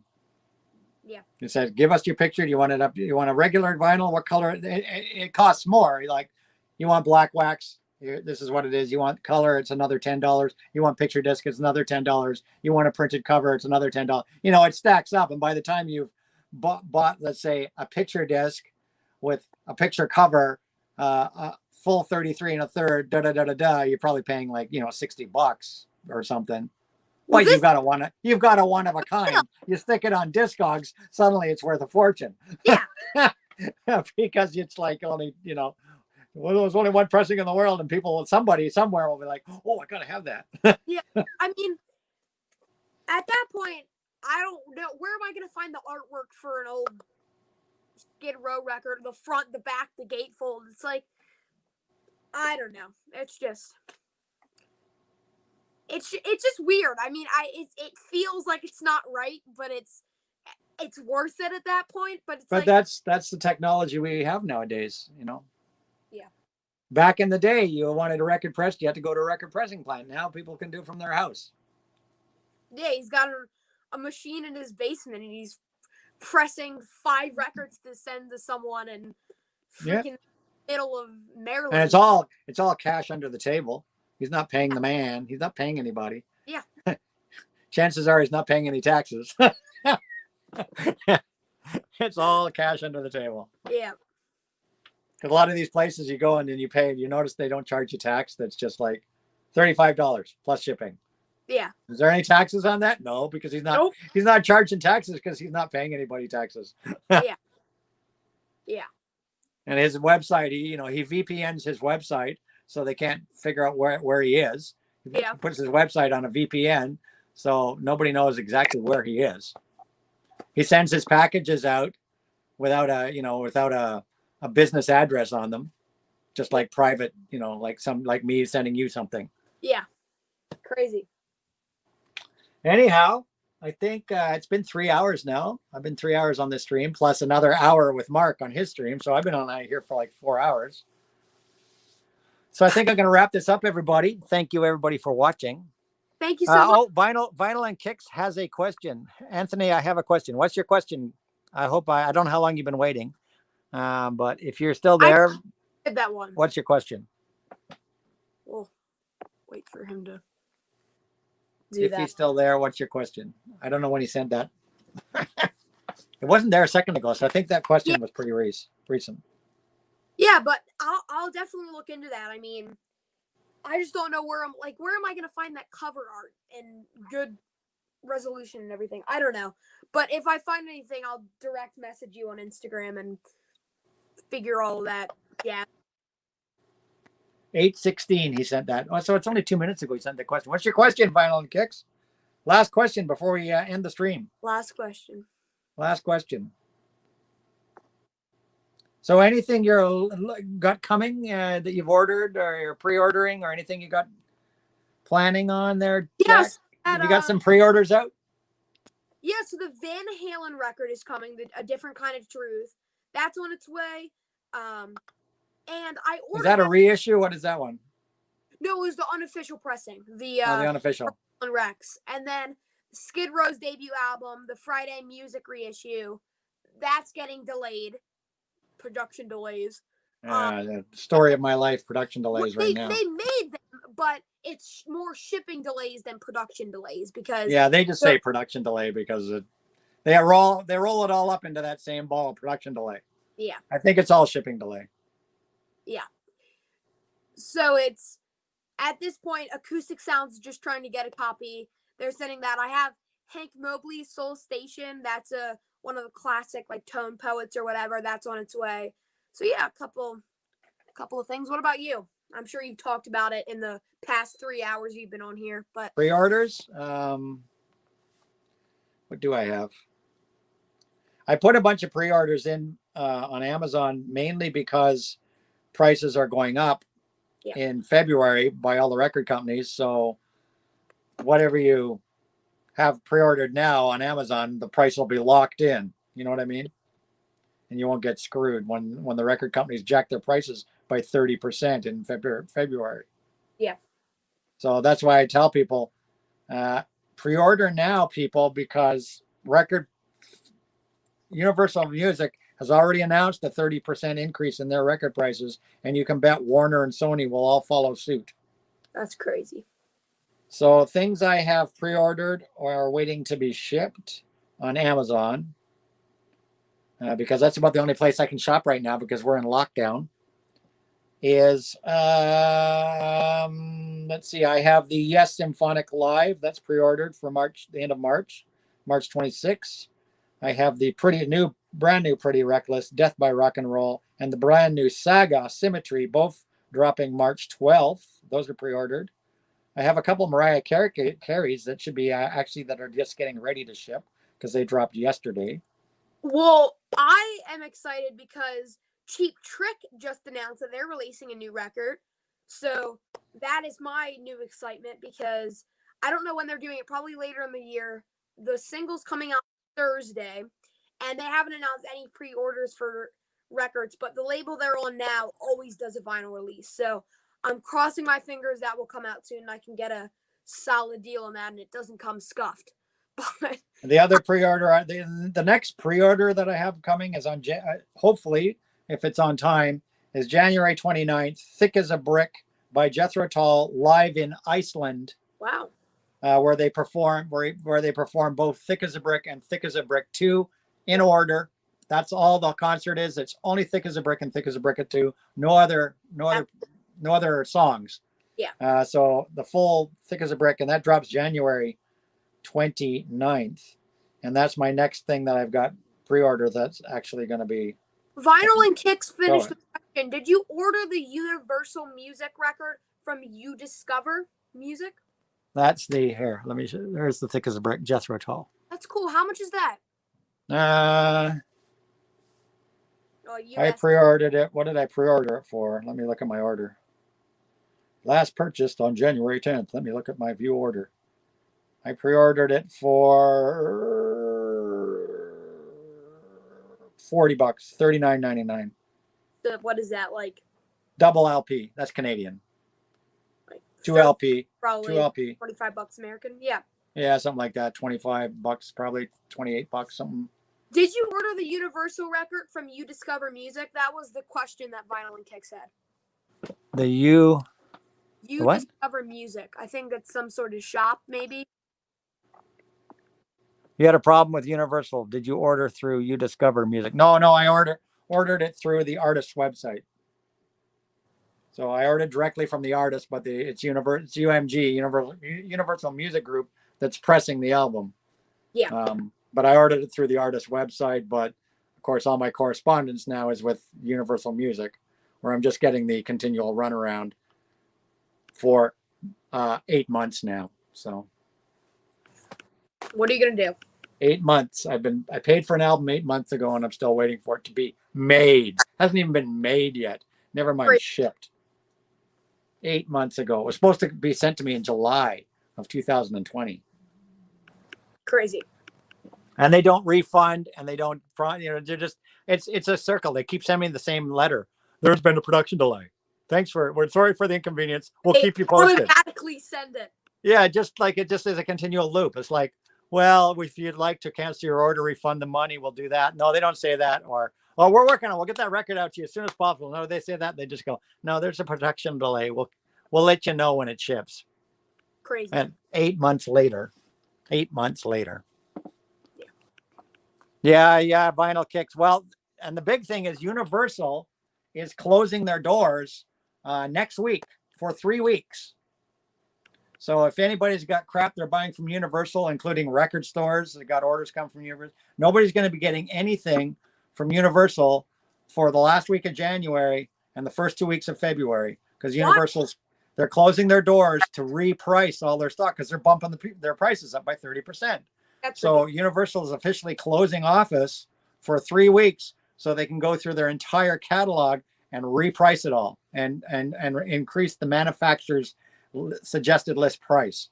And for an example, I was talking to my guy today at his record store, and he said that he got some of the price. He got a couple of preliminary prices from Universal for things that are already in his store. One of them was George Harrison's All Things Must Pass, which is currently $75 Canadian to buy, 75 Canadian. And Universal has now told him it is now going to $100 Canadian.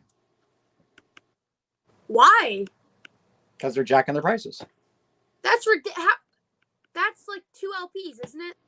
Yeah, so they're jacking their price by $25 on that.